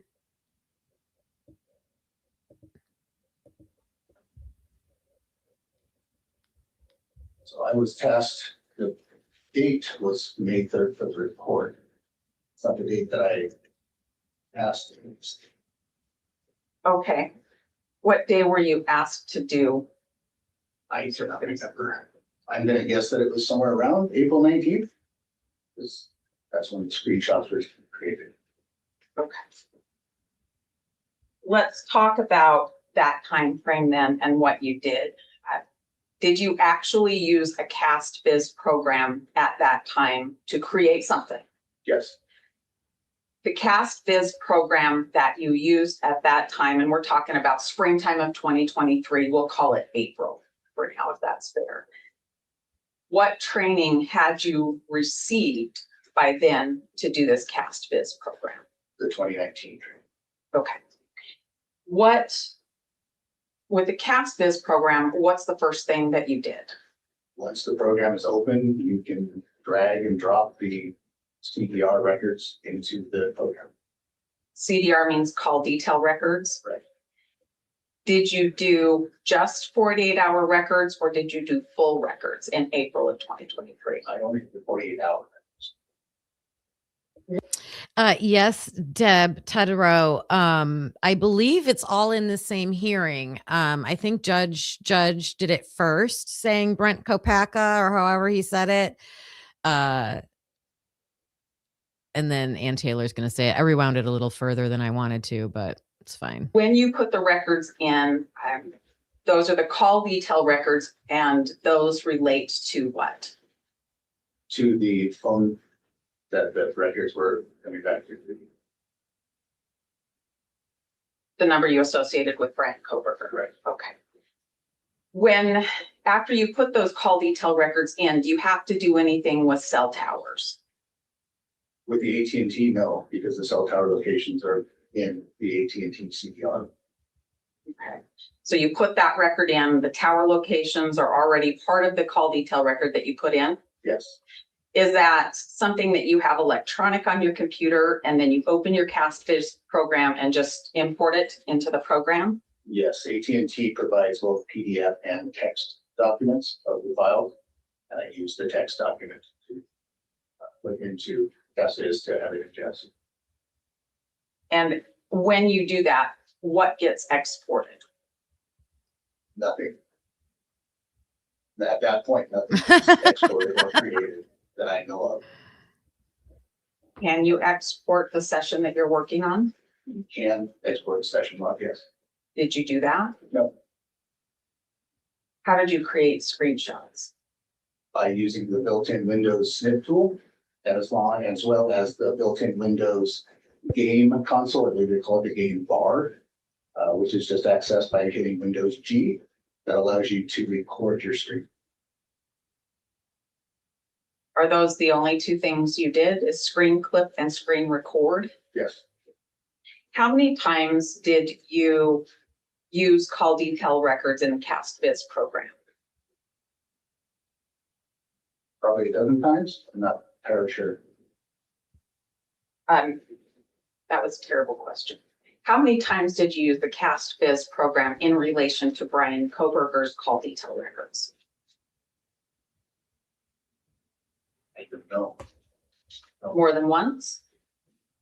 I recall doing it for the grand jury because I wasn't the main lead in the call detail records investigation. So, see, that's what I'm talking about. They needed him to go in front of the grand jury. I don't know why they don't want the people that it seems like were really doing the work to be the ones to go explain it. It's bizarre. I don't understand what that means. I wasn't the main person looking at those call detail records.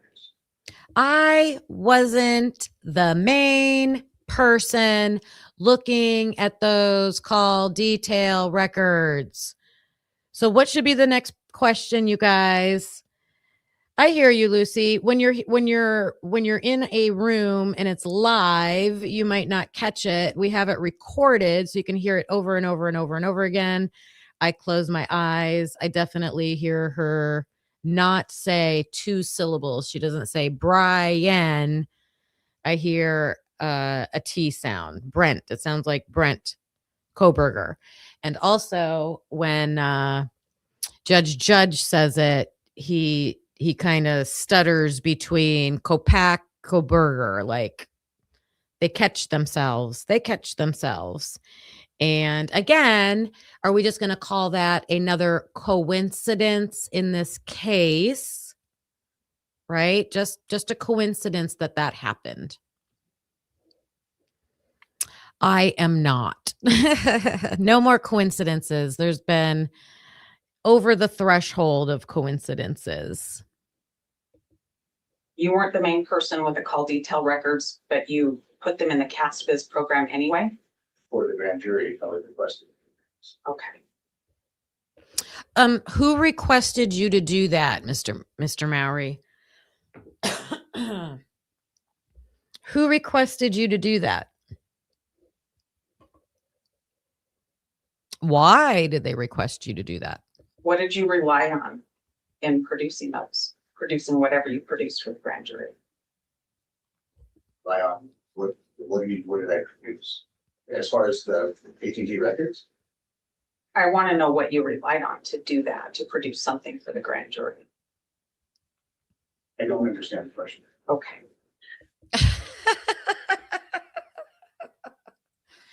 What data report did you use, Mr. Mowry, to make your little map or picture or whatever you made? What report did you use? From where?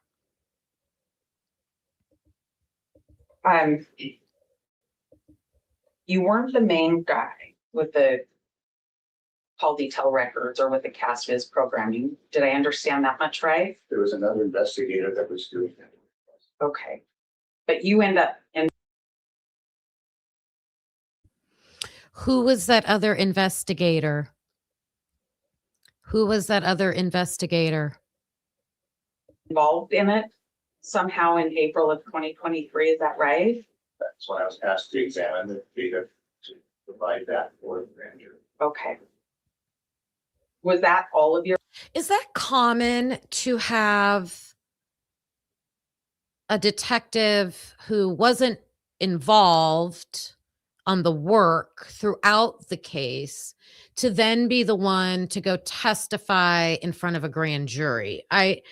I would be under the assumption that whoever is explaining it is the one who would have done it. Instruction?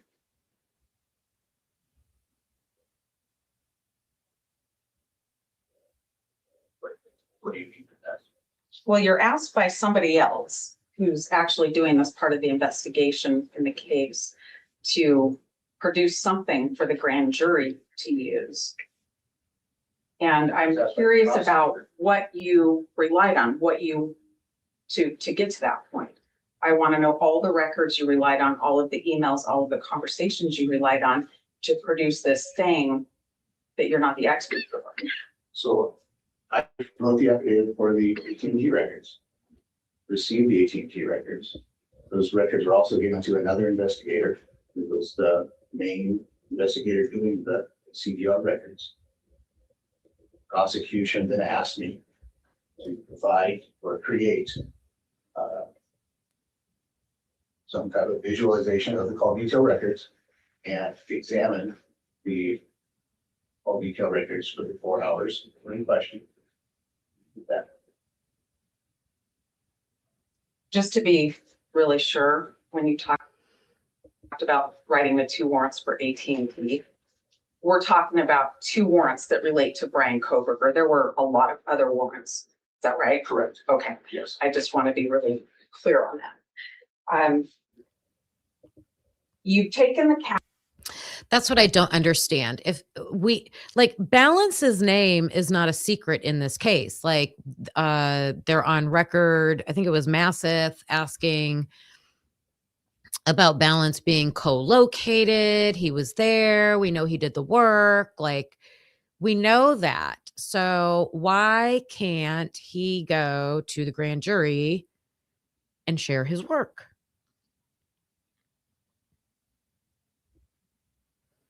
Why did the prosecution say, hey, Mowry, you haven't done anything with this. You're barely trained. Never probably really had to do this before.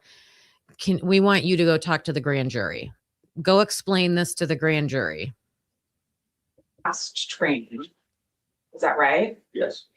And you know there's a way to save your session. Is that correct? Yes. And there's also a way just to hit reset and delete your session. Do you know that part too? Mhm. And back in April, when you were creating something for the grand jury, you hit reset. Is that right?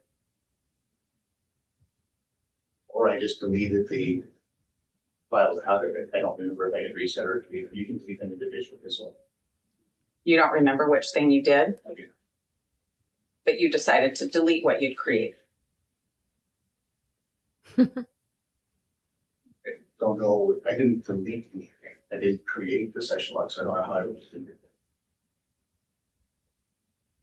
You delete the reference of the file in the software, but the file itself was not deleted.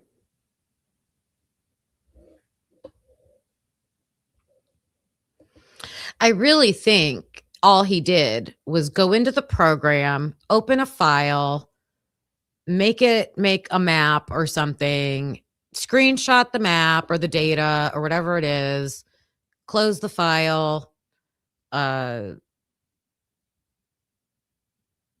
whatever. I don't know what he's saying, deleted. Oh, if there was a record of what he did, he deleted that. And Carlos and I discussed this point because, like, why? I think the point of having those sessions is to have accountability. So who's going in and doing what? Showing your work, right? And Carlos argues, well, you can replicate it. You can just go in and do the same thing. I've never countered with this point before. I just thought of this. Whoever has access to those files can go in and change them at any time, I would assume. You could delete things, add things, change things. So what if they know Maury's done? He's done. He's made the map for the grand jury. Grand jury's done. Would it show if someone then goes into that file and removes something or moves it to a different location, or like, how would they know? Because I agree you should be able to go in and replicate it, but only if the same information is still in there, is what I'm thinking. Only if the same information is still in there.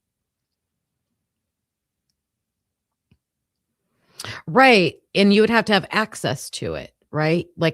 You would have to have access to it to be able to go in and do it. So lots of issues there. I want to make sure I understand. The record, the AT&T record still exists. You didn't delete that. Correct.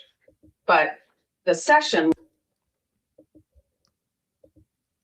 This might be what she's about to talk about, William Tardy. Hello, by the way. Is there a computer log of who accessed and when? What I'm understanding is when they go into this program, it's automatically creating a session log. Those are for very important documents. I'll just tell you what I'm an educator, and when I have to get evaluated or any of my work that is for the state that I work for, when I go into that site, a timer starts. And it keeps track of like when you're in there and what you're doing, things like that. So I'm assuming, being that this is highly sensitive information, it's work that the FBI is doing, they're calling it a session log. So it must be something like that. Like it must be automatically recording. I would be curious if you would need to, like, you would have to log in, right? So there should be a login document, time, date, time, what time you went into the actual file, things like that. Yeah. When you put that in to the CastViz program, and it does its thing with the call detail records, which includes tower references, you either deleted that session or you chose to reset. Did I understand that right? Didn't create a session log. I don't know how I would delete it. I just removed the reference to the file. So he's saying I didn't create a session log. Is it up to him? Is it up to the user to create a session log, or is it automatically created as soon as you enter? That's what I would ask. the main file from the software at some point. I don't know when I did that. You don't know when you did that? No, you can close the software without hitting reset or go. And then it would just stay there. I believe it does. And you can also export your session if you get interrupted and you want to come back and work on it, right? Yes. Okay. Did you do that? You left it up and running at some point and then did something that didn't save it. Is that right? The session log was never created. Did not create a session log. Do that. There was no session The log. CDR records that I was dealing with is relatively small. There's no need to do that because I can ingest the files right back into Cascades in a short amount of time. So I don't know if this is accurate or not. I'm just going to speculate. What I'm envisioning, this could be totally wrong, but what I'm envisioning is there's like this official file that's got everything in it. And then, like, let's say, if it's balance or whoever's in charge of that, they can, I would assume, maybe make a different file. I'm picturing it like a folder or something, or a tab, something where they would just, we don't want him to be able to see everything. So I'm going to take this little piece of information that we want you to have and what we want you to use right now for the grand jury. You get access to that. And so maybe that's what he's accessing, because he does say he couldn't get into the other thing. He said that earlier. I don't know if that makes sense or not. That's just what I'm imagining. Your Honor, just for clarity, may I approach? I have another exhibit to show him. Are you familiar with the document that was handed to you that's marked Defendants W? Yes. And have you seen that before? I have. Is that something that you were taught from the CAST Users Guide? All right. So I'm going to stop there with that, because I think they're going to start talking about something else. But I just wanted to go back to that hearing, because when I was listening to the information about Cy-Ray last night and the frustration, and when you hear Cy-Ray's name, you start thinking AT&T timing advance records and locations and cars and all of that. And I just wanted to go back and hear again what they testified to on the stand. So there we have it. Lots of, you would think, basic information that should have been quickly answered with dates and times, and knowing where the information was, using the information the whole time because you're working on it, things like that. Yeah. And then, going back to Cy-Ray, I'm just going to say my final thoughts, like me personally, I understand all the frustration. Like, we want these experts to come out from either side. And that's why I kind of take offense when experts are saying, well, your community won't be happy with what I'm going to say. Yeah, we will. If you shoot straight from the hip, tell us. I might be like, oh man, we've been focusing on this and questioning this case for 3.5 years. And now someone's going to come out and show us how wrong we are. I mean, I'll be glad. But just come out and do that. And every time we think we're going to get that direct information to really show something without any doubt, it just doesn't happen. So I'm still, I understand, especially being at that age and having your career the way you do. Not wanting to jeopardize that, I guess. I know not everybody has that understanding. I get it. But from I haven't heard everything from the book yet. So I'm happy to hear that Truth and Transparency is going to go through the whole book, a chapter at a time. That's going to be awesome. I can't wait for that. I think what I'll do tonight is go back through these preview pages and pull out of there what I can for tomorrow. Because again, I feel like we're getting nuggets of information, but not definitive statements. Definitely not calling anybody out, not wanting to throw anybody under the bus, things like that. I'm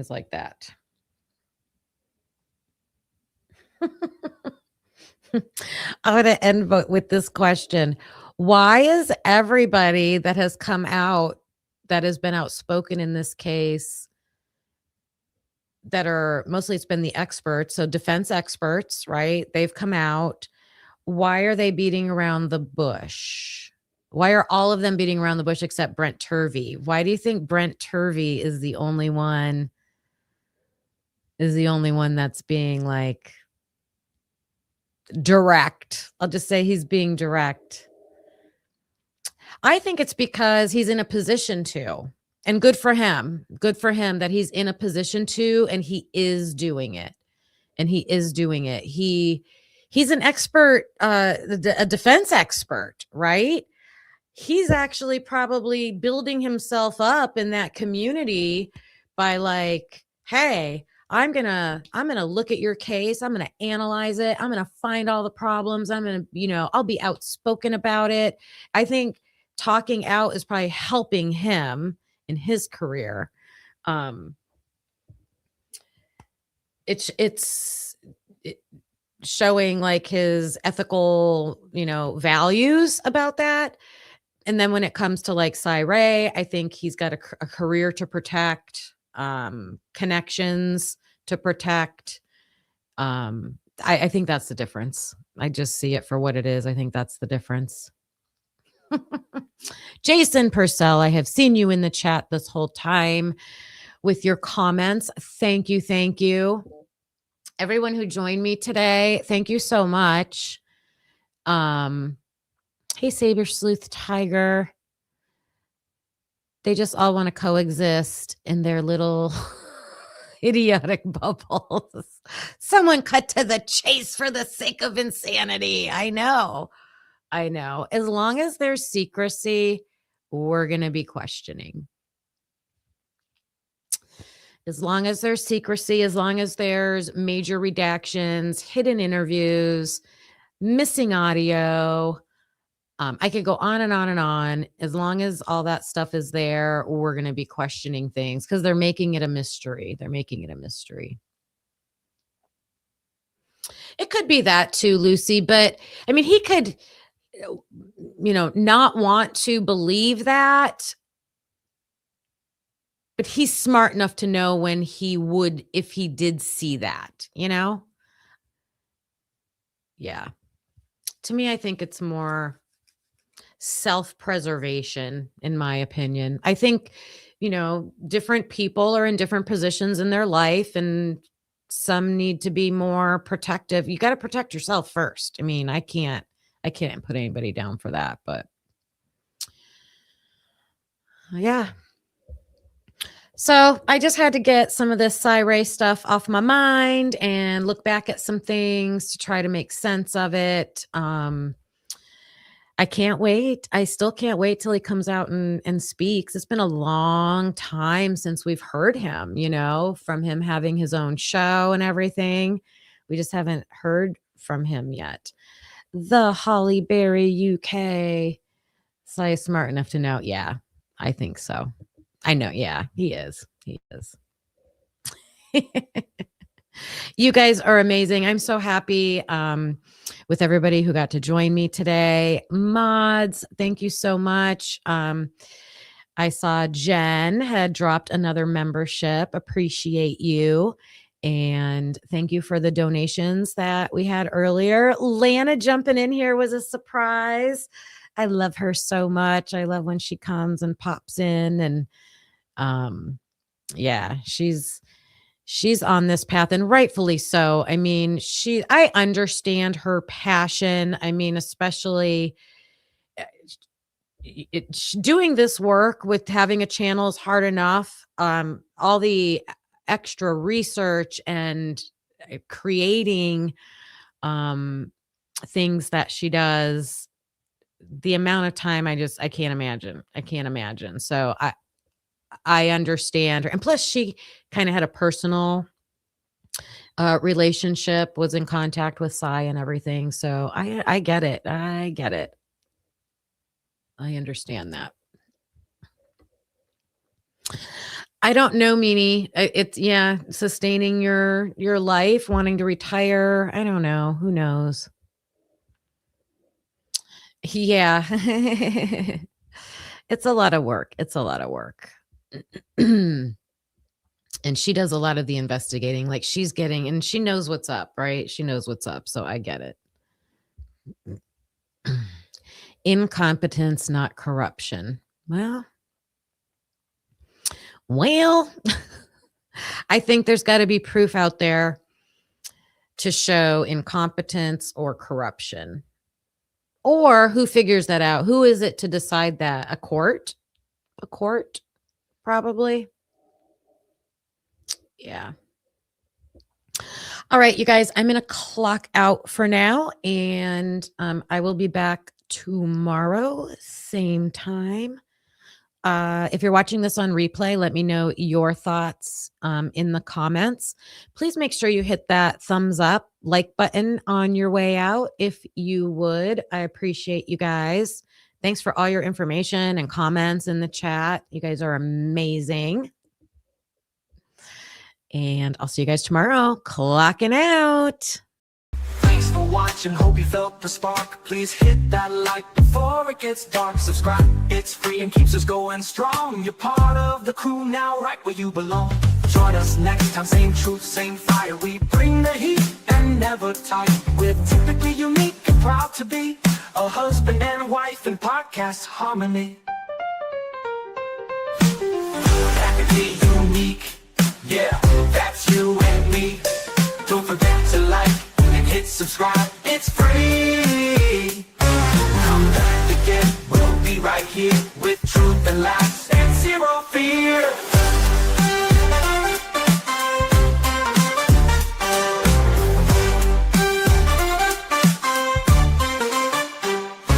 We don't always agree, but that's the show. One love, two minds, letting it flow. We dig deep with crack jokes, we called it like we see. If that's your vibe, you belong here with me. We don't always agree, but that's the show. One love, two minds, letting it flow. We dig deep with crack jokes, we call it like we see. If that's your vibe, you belong here with me. We don't always agree, but you felt the spark. Please hit that like before it gets dark. We dig deep with crack jokes, we call it like we see. If that's your vibe, you belong here with me. Thanks for watching, hope you felt the spark. Please hit that like before it gets dark. Please hit that like before it gets dark. It's free, it keeps us going strong. You're part of the crew, now right where you belong. Join us next time, same truth, same fire. We bring the heat and never tire. We're typically unique and proud to be a husband and wife and wild to be a husband and wife in podcast harmony. Yeah, that's you and me. That's you and me. Don't forget to like, hit subscribe, it's free. Come back again, we'll be right here with truth and laughs and zero fear.